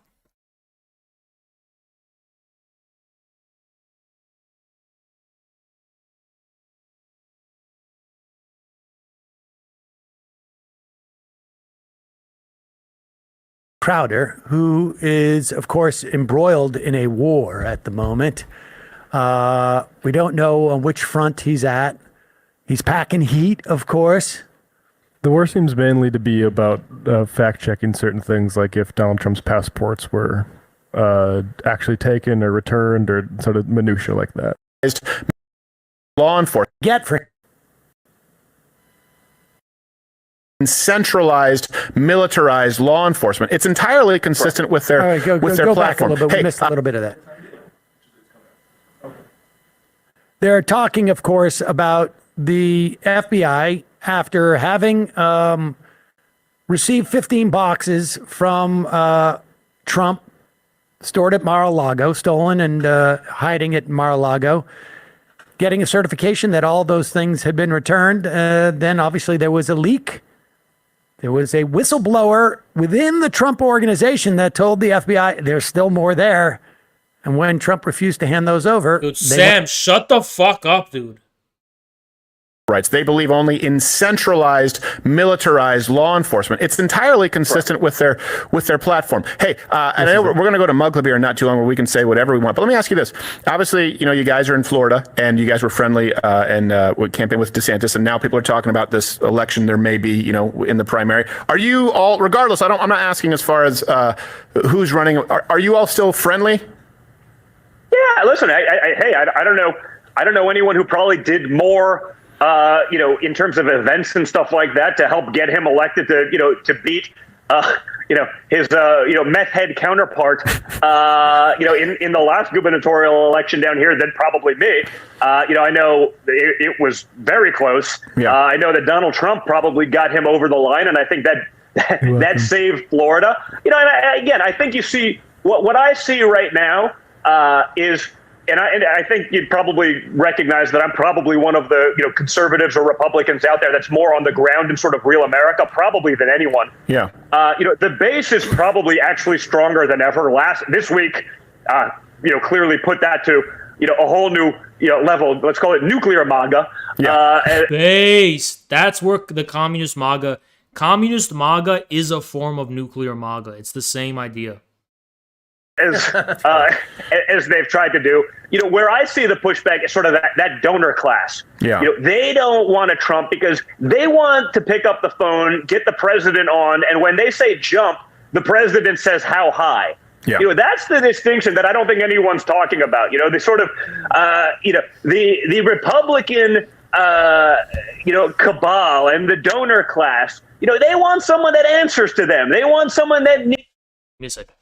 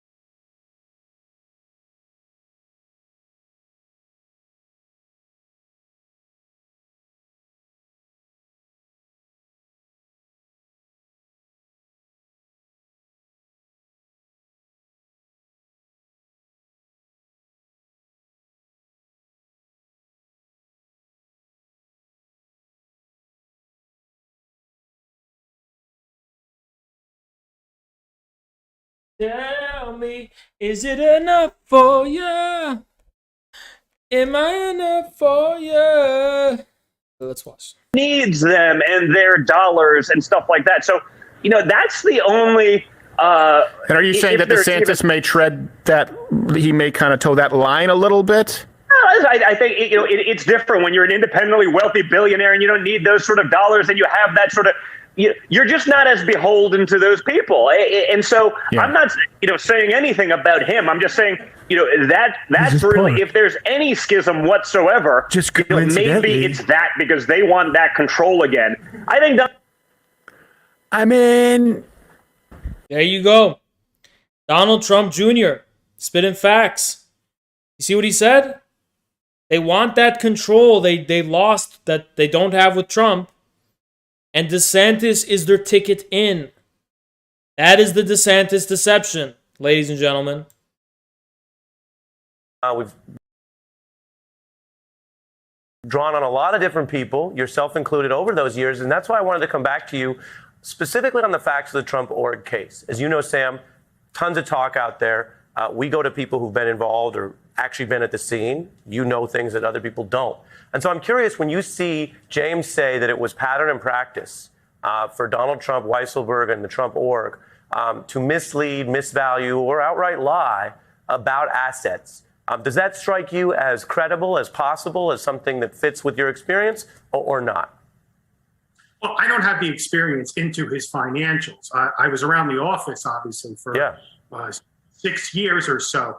What I would say is it was very strange to me that she didn't seek injunctive relief on this. She could have brought the civil suit and said he's no longer allowed to, or temporarily, try to postpone him from doing any business. In terms of what she said about that pattern, look, we could go. I've been with Donald when he's told me that he's worth $4 billion. He's told me he's worth $10 billion. When I worked for him, we said at the beginning of when he announced for presidency in June of 2015, we first said he was worth around 8.6. And then suddenly, unbeknownst to me, a press release was released weeks later saying, no, I'm worth 10 billion. I don't know if there's actually a victim here. I mean, that's been a lot of criticism that I've been hearing in my circles is he has paid back those loans. And the idea that she had to bring this, less than 90 days from the election, it doesn't necessarily show that she was working on a fair ground, at least to people like me. But with that said, did he inflate assets? I have no firsthand knowledge, but I'm not surprised. You're not surprised. Couple things. I mean, the timing is a product of also many of the delays that were on the Trump org side. He had to be held in civil contempt, as you know, to even go in and then plead the fifth. So while I think it's a fair question to raise anytime you have a high priority, high profile case like this, whether the timing is somehow being misused, if they could show evidence of that, that would be bad. But at this juncture, they dragged it out as well. As for the inflation of assets, I mean, it's very interesting to hear you say that. Your experience, again, we're not talking about only the Trump org, but unlike, say, someone who was always consistent about numbers, your experience was even on big numbers you might remember, like are you worth 8B or 10B, you're saying he would just move around. Yes, he would move around. And we had worked on that statement that he released before he ran. That went through the office. Obviously, it wasn't an FEC statement, but It was something he released in his announcement. And then he decided to release a press release saying that he was worth another 1.6 billion in less than 3 weeks. But I think really the issue is that for his ultimate goal, if it is to get back into the Oval Office, Ari, there's a major difference for him politically when he's in the Oval Office, when he's the president, and there's an independent counsel against him. There's an impeachment by the Democrats. Yes, Republicans will feel that they are being attacked as well. But there's a deteriorating effect in terms of the affection that voters are going to have for him vis-a-vis when he's out of office and he's consistently under investigation. There's a possible criminal indictments coming. It makes him less of an appealing candidate during a primary. And I do believe that it's getting to a point. You're talking about a different factor where, I mean, that's why they wanted the idea that Hillary was under a single FBI investigation. The idea shared by most political practitioners across the spectrum was it's bad for you as a candidate. He's under several. So to your point, you think that actually wounds him if he runs in a Republican primary? Yeah, I certainly do. Well, depending on what happens, I'm talking to you from West Palm Beach. I think Governor DeSantis is going to have quite a large victory. It seems to me that His opponent is at a floor and is obviously doesn't have anything of the money compared to DeSantis has. And that's really the shiny object. I mean, these things happen naturally. Donald Trump's trying to run a third time for the presidential office. You know, it's just a natural progression. Plus, I remember the days when we used to criticize the last candidate, the last nominee that lost. He lost to Biden. No matter what other people think about it. Right. Romney wasn't exactly embraced by everybody. Yeah, but the difference in this case is the MAGA movement, which has changed American politics. So he's not just another fucking failed Republican candidate. He commands a special kind of loyalty because of that unique MAGA movement.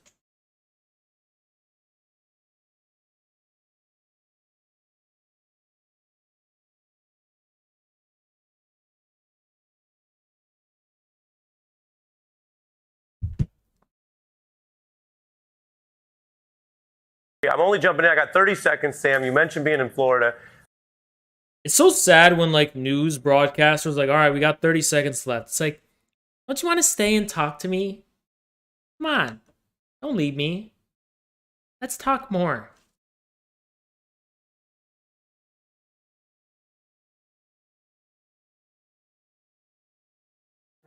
And then we have this from Forbes, really quick, talking about DeSantis and the threat he poses to Trump.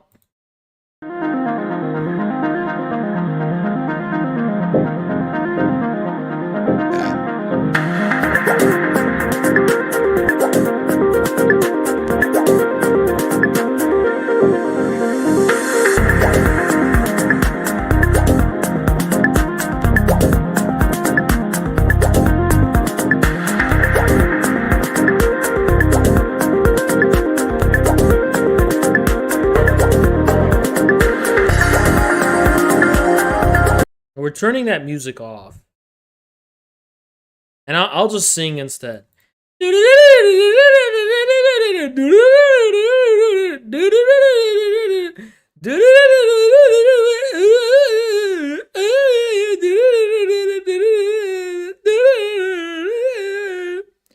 DeSantis referred to Trump as a TV personality and a moron. So I don't want to put my tinfoil hat on too hard, right? But a strong part of me suspects that these private talks that get leaked were never meant to be private, and they were always meant to be leaked. So if you guys understand how optics and PR works, like DeSantis isn't going to come out and attack Trump, but he wants people to know that he said that. But he doesn't want to say it in public. He just wants people to know he said it in private. Because it gets a conversation started, right? It gets a discourse going without drawing the lines for war directly.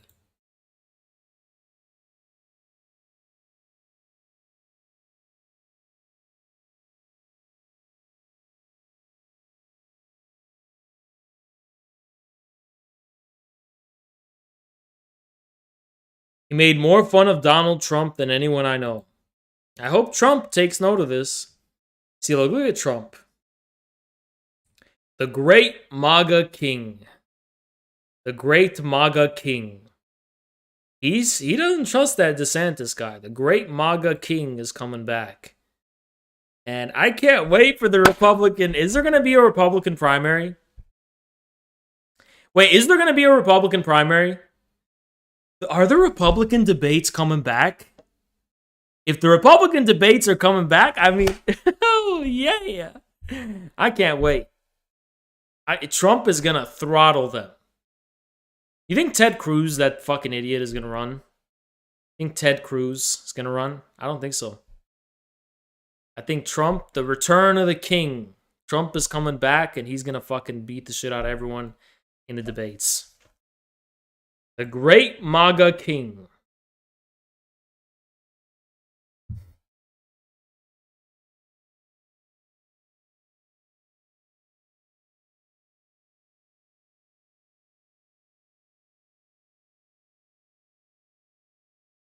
But, Trump is I hope Trump knows what he's up against, because they have adapted. They're going to make sure it never happens again.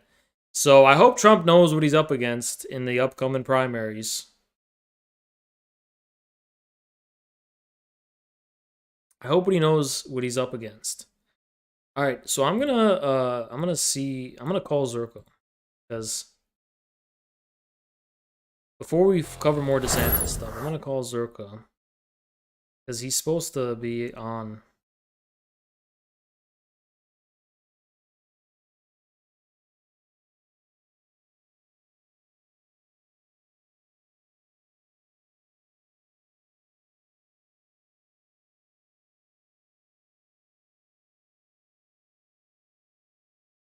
Yo, hello?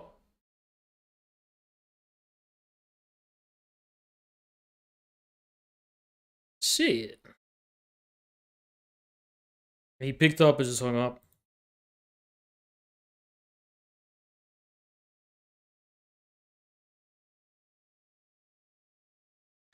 Alright, he said he's driving.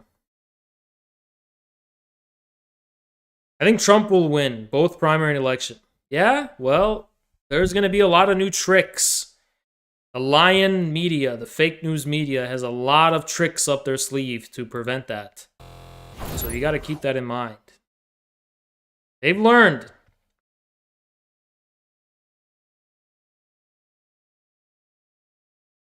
Hey, Union. DeSantis dials down rhetoric as Biden lines up Florida hurricane aid. Oh my God. DeSantis compliments Biden, blue states for helping recovery.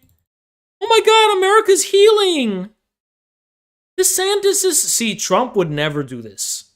Trump would never do this shit, you know?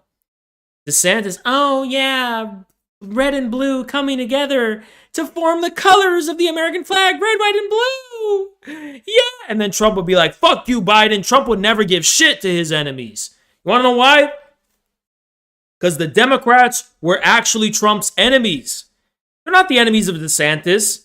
The fucking Democrats and DeSantis are funded by the same fucking people. So of course DeSantis is going to give his props to Biden. Trump would never do that shit because Trump was actually at war.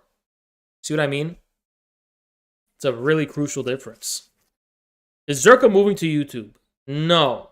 Not that I know of. I think it would be kind of stupid to do that right now, right? He's good on Twitch, but I think he's making preparations to have that be possible. Tell me something I don't know. Are you doing to me?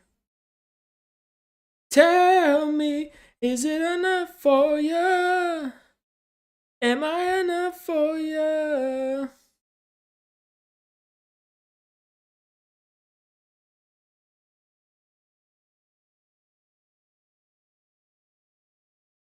Ah, interesting.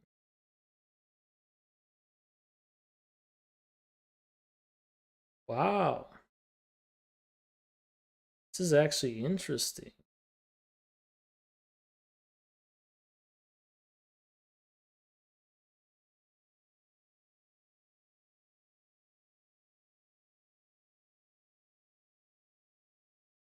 So weird.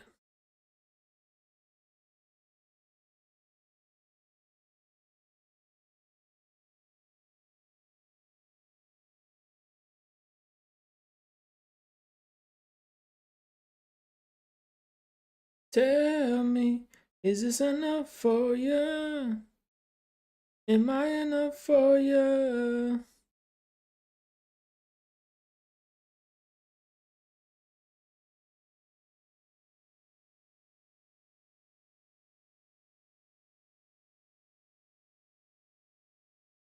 No, some things don't add up.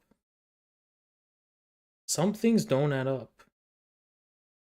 Some things don't add up. Some things don't add up, right? Never adds up.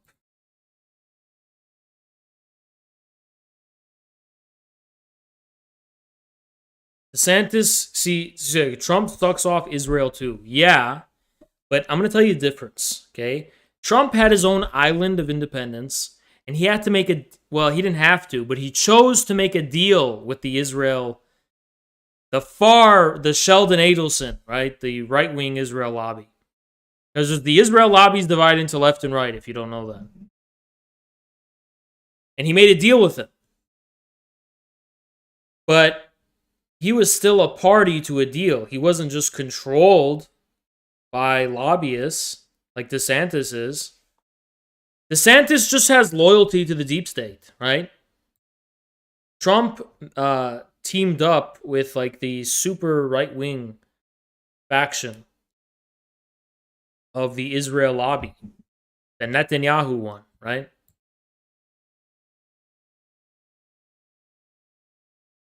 Patreon Q&A today? If we have enough questions, then yeah. But we have to have enough questions. Let me see. I don't know. It depends. If Zerka comes on, might save it to tomorrow.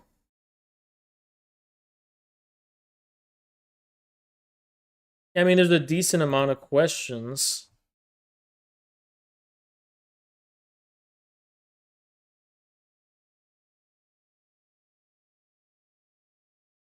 Okay. Florida governors have risen or fallen on disaster response. Oh, you have to buy it. That's cute. I'll never fucking buy this article. I'll never pay for an article.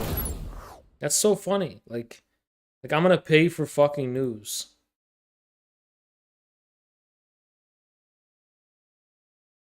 Yeah, I'll pay for news. Sure. That's just what I'm known for, isn't it? I'm a guy who pays for fucking news. What a joke! What a damn joke!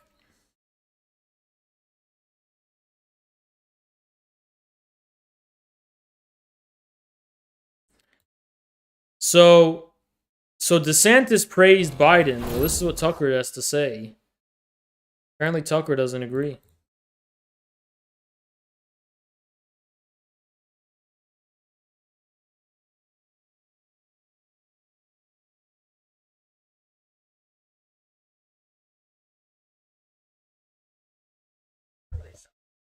Trump is a deep state shill.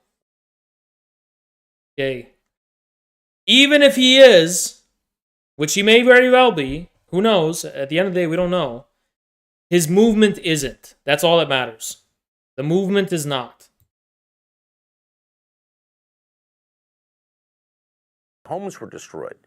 You ask questions like that, and you try to assess what this means and the human cost of it.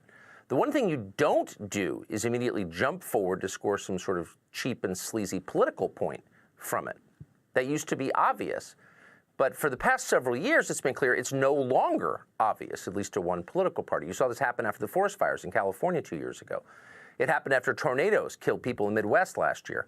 And it's happening again now. Immediately on cable television and on the floor of the legislative bodies across this country, self-described experts are demanding that you accept responsibility for whatever natural disaster has just occurred. It's your fault, including for Hurricane Ian.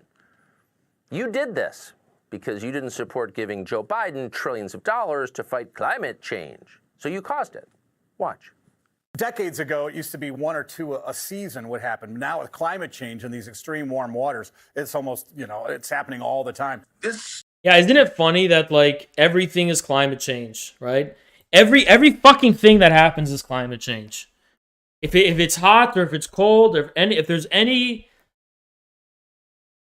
the heat wave in London is climate change, even though it also happened in the 70s. It's so fucking funny.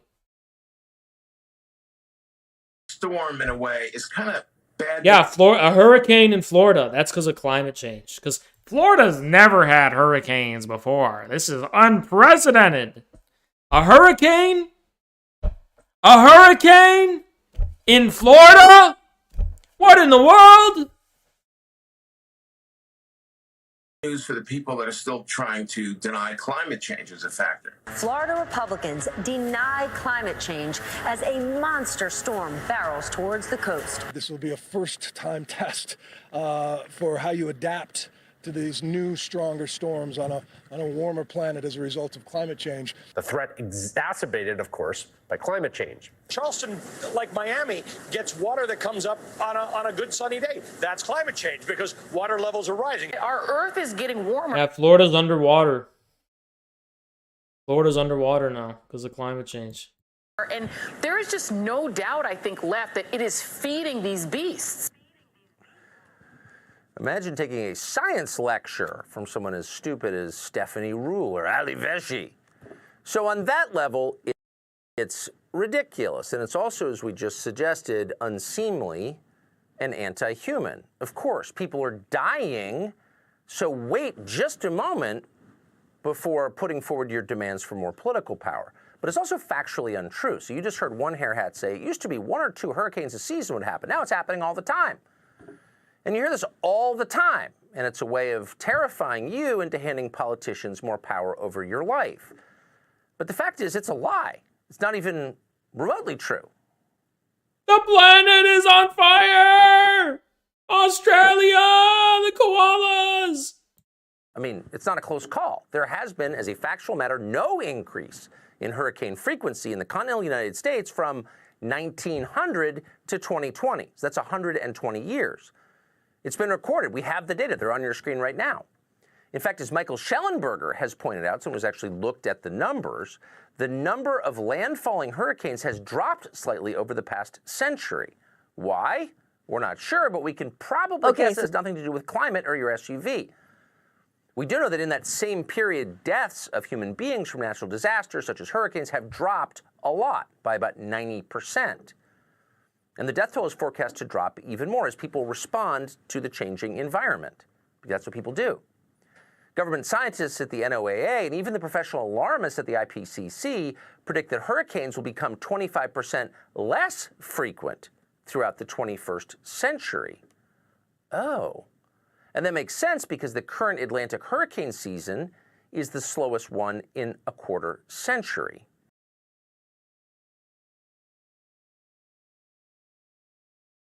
Isn't that funny? Isn't it funny how people are like animals and you could just be like, oh my god, it's like we're returning back to fucking primitive times. Oh my god, it's raining!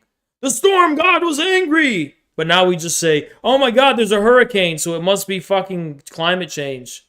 Even though, like, see, every hurricane is going to be intense. But he's saying this hurricane is the least intense one in a quarter of a century. And you don't notice that because of the scale, right? So people are stupid and they just see the immediate, intensity, and they're like, "Oh my God, everything's climate change." If there's a forest fire, it's climate change. If anything in the world happens, it's climate change, right? So none of that is to downplay or minimize in any way the savagery of Hurricane Ian or the sadness of what it's done to your fellow Americans. It's horrible. But it does raise the question: how exactly are you responsible for it? Well, of course, you're not in any sense. You're not liable for that. You didn't do that. You're a normal person. You're grieving for the people who are just killed. You're not trying to score political points on their deaths. But Don Lemon steps into the breach between fact and rhetoric, with a brand new theory. Don Lemon claims that storms may not have become more frequent, but they definitely have become more, quote, intense. Watch. The science shows what the science shows. It's undeniable what is happening. But listen, let's talk about the storm surge. Really, what I was trying to explain last night is just a phenomenon of the intensifying storms over the years, what it is. Not trying to say that it's one particular storm we could gauge something. But listen, you get an idea. You've been doing this for a while. I've been covering these for, since I've been in the business for 20 years. I've lived in the Gulf Coast. You see the intensity of the storms increasing, and that's the science definitely shows that. So the intensity of the storms has increased. And notice how, like all TV presenters, the claim is never proven. They never show you how it's true. They just assert it. They become more intense. Well, how does Don Lemon know that?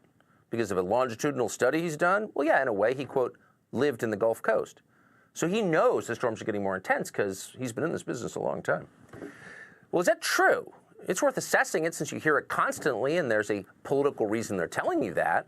Is it true? Are the storms getting more intense? And if so, how much more intense are they getting? Well, we did our level best, since this is a news show, to get to the bottom of that. According to the latest models from the NOAA, the worst case scenario is that hurricanes get 5% stronger this century. We're 22 years into the century, 78 years to go. So hurricanes are 25% less common and at most 5% more intense. Oh my God! Do the math. Well, as scientist Roger Pelkey put it, quote, even under the most extreme scenarios of climate change, future disasters will look a lot like today's. So it's not really about science, is it? Because actually there's no science behind these claims. No. It's what everything is in this intensely politicized country. It's another opportunity to punish people who don't vote the right way, to cow them into submission, to seize the moral high ground, to punish your... Does Tucker's hairline actually begin here? Or is this just how his hair settles? Is like this is like hair on his third eye, right? That'd be crazy. Opponents. That's why even as bodies are still being identified, and apparently many have not been in the streets of Florida, The View, which apparently is still on the air, mocked the people of Florida for daring to ask disaster. I fucking hate The View so much, and Whoopi Goldberg, let's just say, we need to make Whoopi Goldberg the face of the World Land Bridge Volunteers. And actually, I hope the meme will reach her one day. I hope she sees a meme of her, like, as the face of the World Land Bridge Volunteers, and she's like, what the hell? We need to make Whoopi Goldberg the face of the World Land Bridge Volunteers. I cannot fucking stand her. I cannot stand her. Relief money from the federal government. Watch this. Governor DeSantis says it's all hands on deck to prepare for what's coming, and that includes reaching across the aisle for help. Isn't it socialism when the government helps you? That's what they say, like Social Security and Medicare and Medicaid and things like that. Got to come, and and the police, and I mean socialism. Oh, so clever. Ooh, what an incisive point. This show is totally opposed to censorship or deplatforming or pulling anyone off the air. We're certainly not calling for that in the case of The View. But just as an objective matter, when that show finally does die a well-deserved death and is gone and forgotten, this will be a slightly better country. That's just true. So consider what you just saw. A hurricane devastates Florida, kills Americans, and the reaction of the morons on The View is to laugh at them, to mock the people who are suffering. And while they're doing this, they claim it's really coming from a place of compassion. They're laughing at people who are dying because they're better than you. See how that works? Here's Joy Reid. It's a bit ironic now that you might have Floridians having to actually pour over the borders and go north and get out of the state of Florida in the exact... And it's kind of pathetic because, like, Florida, I guess, is an otherwise economically okay place. So liberals literally have to wait till there's a fucking natural disaster. And they're like, haha, it looks like it's not so great now because of something, like, out of control of any man's policy. You know what I mean? It's kind of sad. If I was like a Republican, I would just be like, yeah. You can't govern states, so you have to hope hope fucking God himself destroys it. Literally outside of your hands. Exact same crisis that we've been talking about on a trolling level in that state for a long time. And be careful about attacking people who have to move to save their own lives and safety, because you never know when it's your people that have to move, when it's your people who have to migrate, when it's your people who have to get on that road. So we throw on a lot of cable news clips on the air, and on one level, it's like, who cares what the dummies on cable tell? All right, yeah. Okay, now Republicans aren't better than Democrats. But aren't red states better than blue states? Compare Texas to California. I'm being objective. Compare Dallas to LA. I'm being objective, okay? Just compare them. Television say. But it's kind of a window into our broader political debate. If you wind up in a country where no one can think... I feel like red states have more food. They're cleaner. And they're just, like, more... Like, I don't know, you know? I feel like blue states is just kind of like what your girlfriend's apartment looks like. Blue states look like your girlfriend's apartment, right? Think clearly when the most educated Harvard... So it's like they just negligent. Everything just gets left behind and shit, you know, just cluttered with just fucking trash on the streets and shit. graduates like Joy Reid literally can't think in a logical, linear way, they're incapable of rational thought, then over time your whole country becomes incapable of rational thought. People just fall out of the habit of thinking like adults. And we're moving toward there. So these are the very same people, by the way, who cheered as illegal aliens were removed by force from Martha's Vineyard and sent to a military base. They called them trash. They took them out within 48 hours with the army. But now they're lecturing you about compassion as they gloat over a deadly hurricane. It's time to stop taking them seriously. Of course, they're not compassionate. They don't care about other people. Yeah, I'm gonna go piss. Anyone who leaves, I'm banning you for life.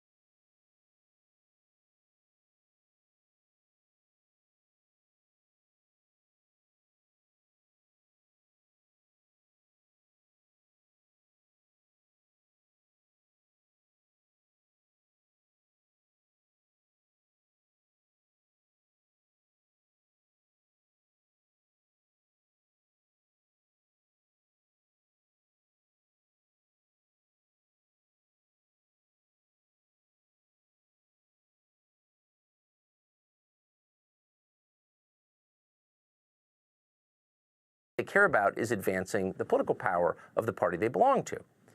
And if you need more evidence of that, Joy Reid went on to explain that the hurricane, the one we just saw, is not a moment to stop and reflect on the fragility of life.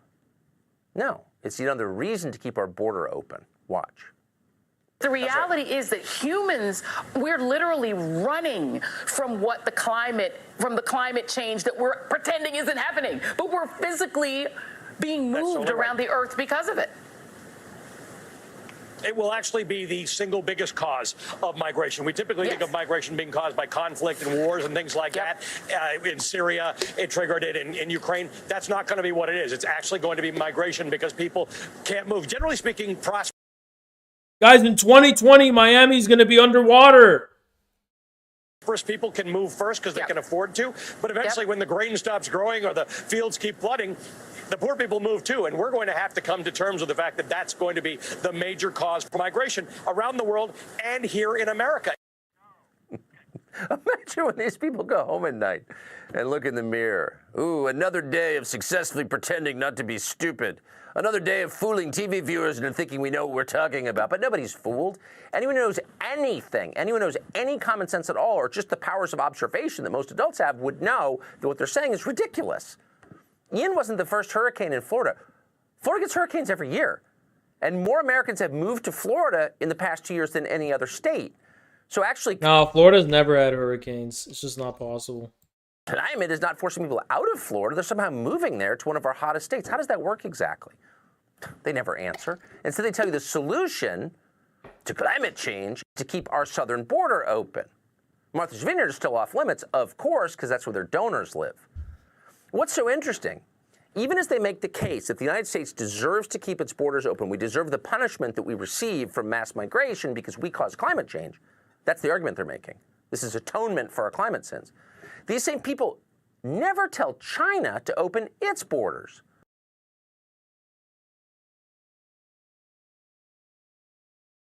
Why would China open? For what? To who? To whom?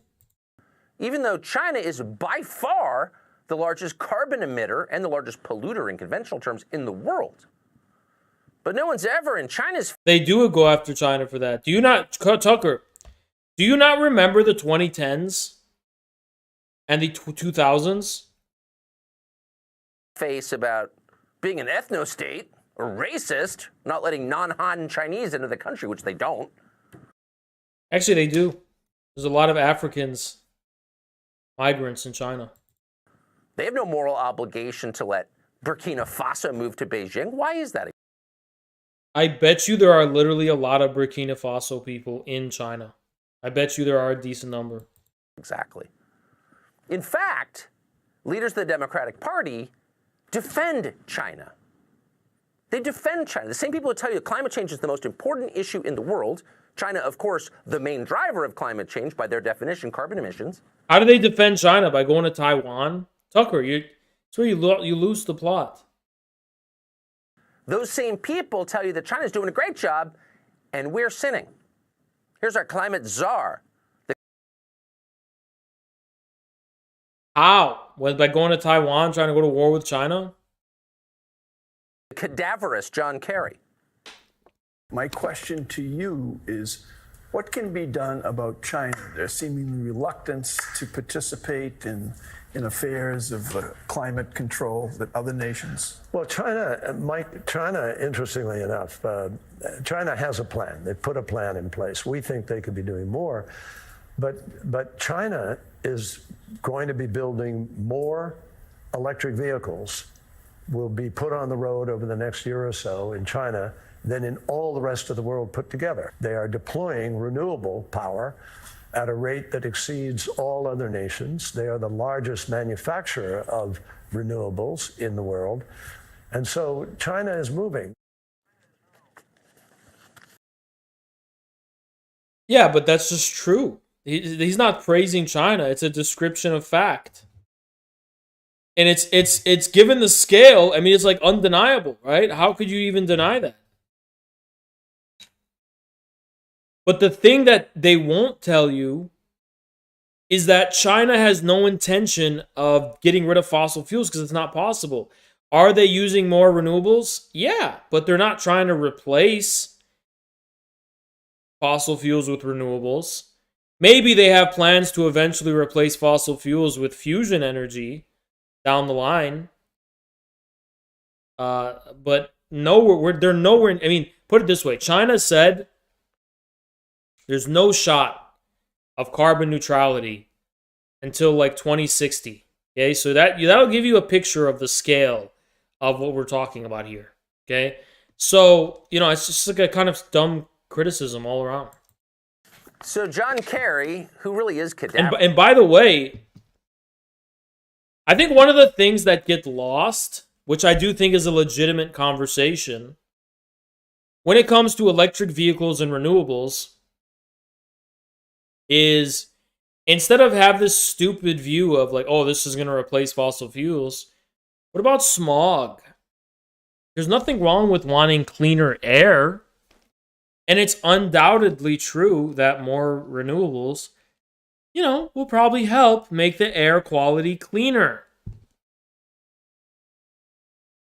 Right? And that's actually the number one concern in China. Because the smog had become so unbearable. That's why they embarked on this initiative. That's completely legitimate. Smog is unpleasant to us for obvious reasons. It's not about the planet. It's not about, it's not about we're running out of fucking resources. It's not about, oh my God, we have to save the turtles. No, it's about smog sucks, right? It's not about, oh, we're all going to die because of global warming. It's more like we should have cleaner places to live, less smog, less pollution. Nothing wrong with that. Those are two different things. You see? Two completely different things. It felt mean to say that, but actually look at the tape, and it's pretty accurate. John Kerry's basically doing an infomercial for the Communist Party of China. This is the climate czar. Oh, man. It's just fucking stupid. This is the country that's built more coal plants in the past 5 years than any place in the world by far. 10 Yeah, you're right. You're right. But why does China get a bad rap because of that? Coal is based. What John Kerry said is true, and what Tucker just said is also true. I think John Kerry is trying to use China to further his agenda, actually. Not to defend China, but to use and nitpick examples of what China's doing to justify the plan for America. It's not about him defending China. And he's not only sniffing their throne, he's defending them on climate grounds? It's not subtle. No, he's not defending them. He's trying to use them as an excuse. Like, oh, well, China's doing better than us, so we have to do better. Like, he's trying to make China look good. They're not even trying. They don't care about climate change. They definitely don't care about natural disasters. They just want power. And that's why they... True.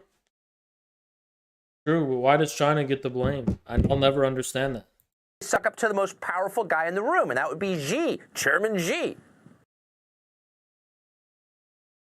No, okay? So you're wrong, all right? They're not sucking up to Xi. They're not.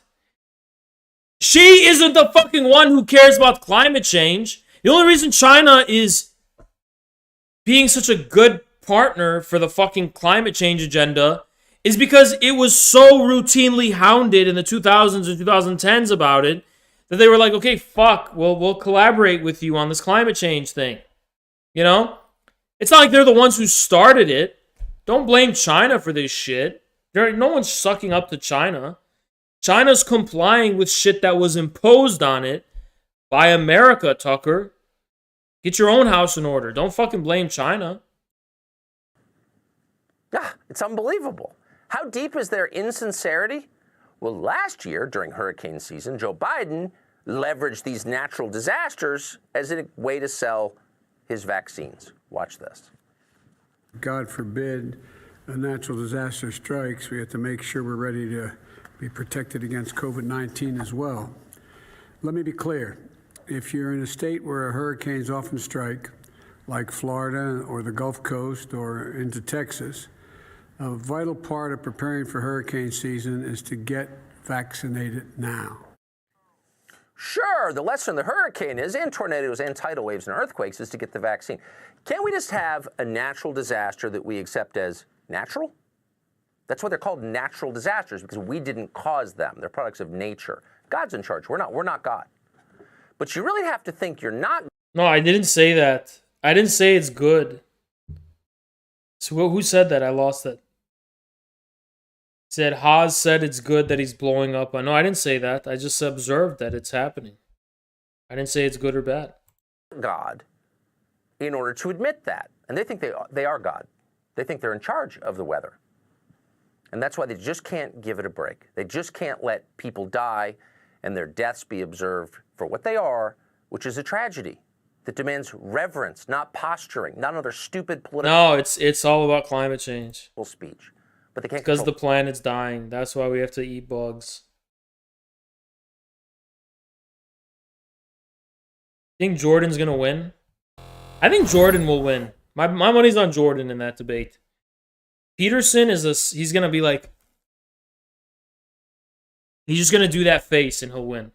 That's all he has to do.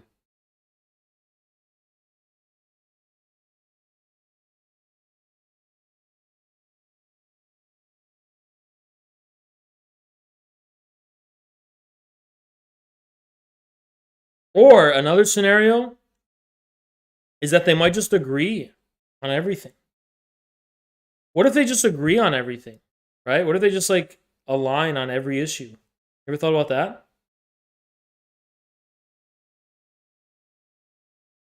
That's also a very real and distinct possibility.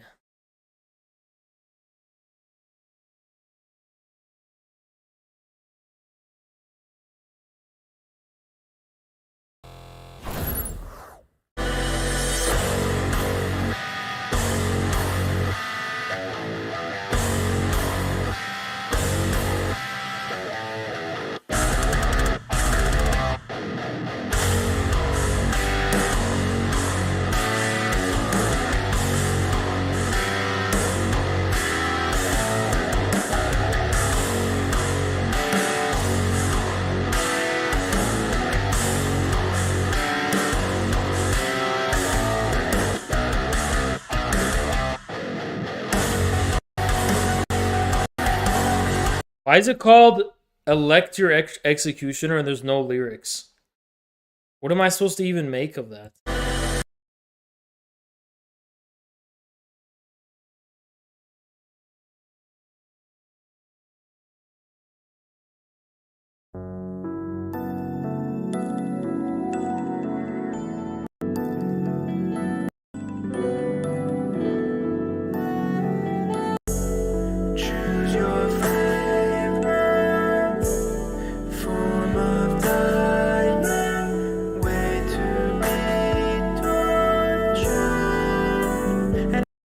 He always has a news face. It's so creepy. Like, when he sings, it just sounds like he's about to lecture you. Like,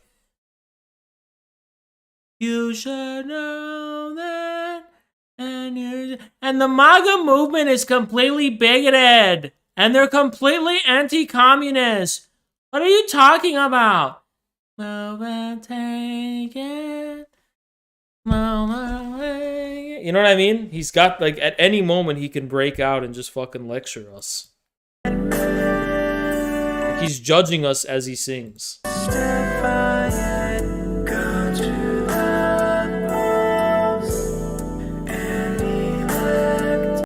This dude looks malnourished and he looks like his name is Skeletor.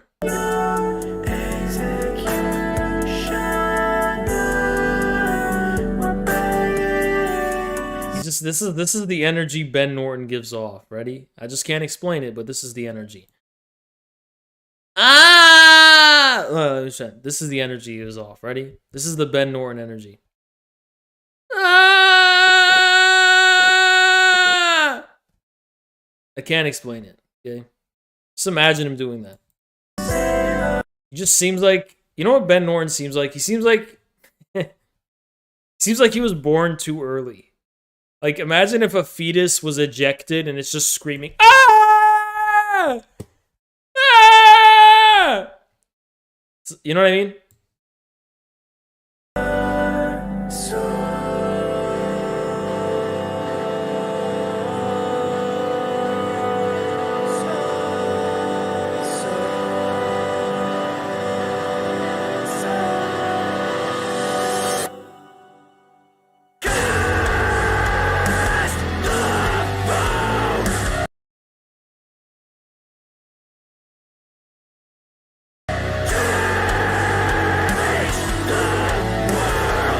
It's like it's so impotent when he does that. It's like so it's scary how impotent it is, right? I feel like, you know what I feel like? Okay, you know what? You know this dude, Benjamin Norton? This is a dude who will bite you.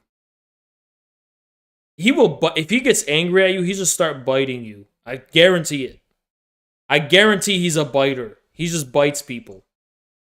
I guarantee he bites people. I guarantee it. I guarantee it, he bites people.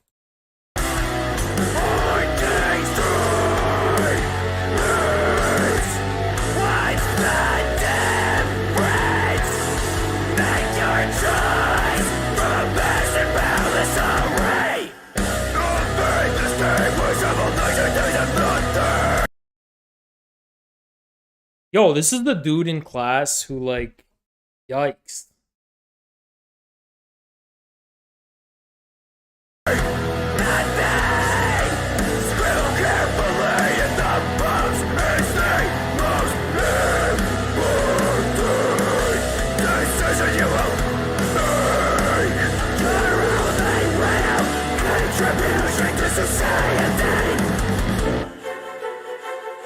It's like he's really angry that he's really angry about the narratives about voting. He's super angry about them. But did you have to make it a song? Couldn't you have just written an article saying the same thing? Imagine you're just about to make an article and you just decide you're going to sing it for dramatic emphasis. And you're going to sing it in this way. It's like, why? Couldn't you just have tweeted it or something? Why did you have to scream it like this?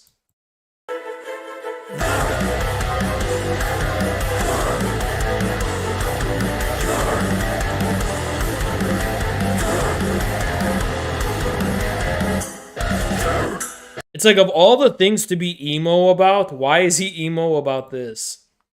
You know what I mean? He's emo about it. It's disturbing. Oh, you can't convince people with reason, so you're gonna just fucking be emo and like aestheticize your dissatisfaction. Ah! So fucking cringe. So cringe.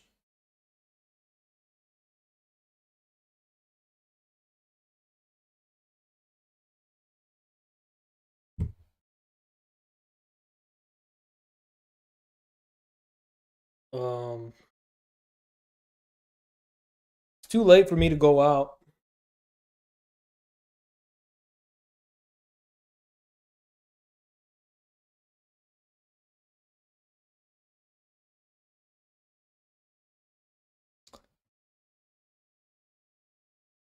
Definitely too late for me to go out now.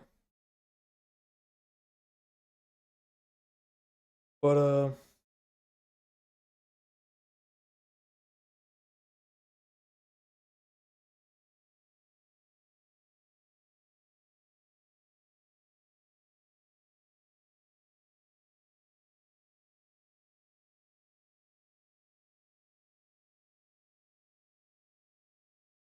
yeah, I don't think Zerko's coming.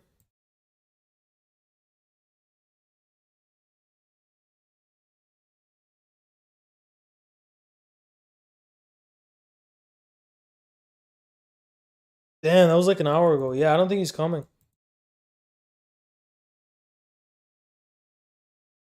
Oh.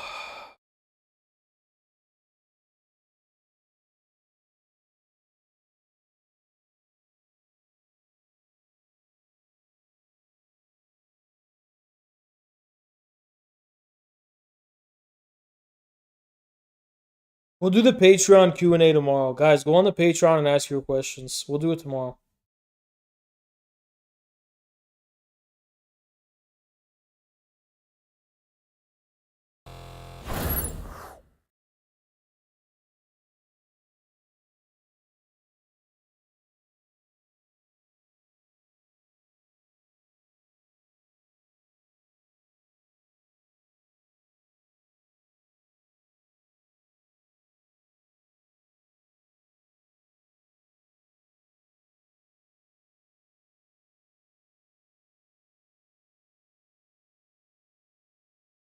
Should I start getting rid of the goal? I feel like it's time to get rid of the stream goal, right?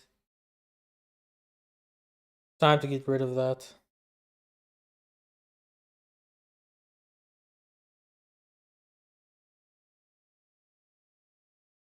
Hi, guys.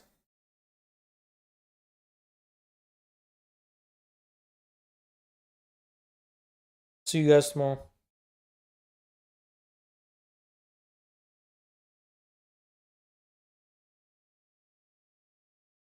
See you guys later. Bye-bye.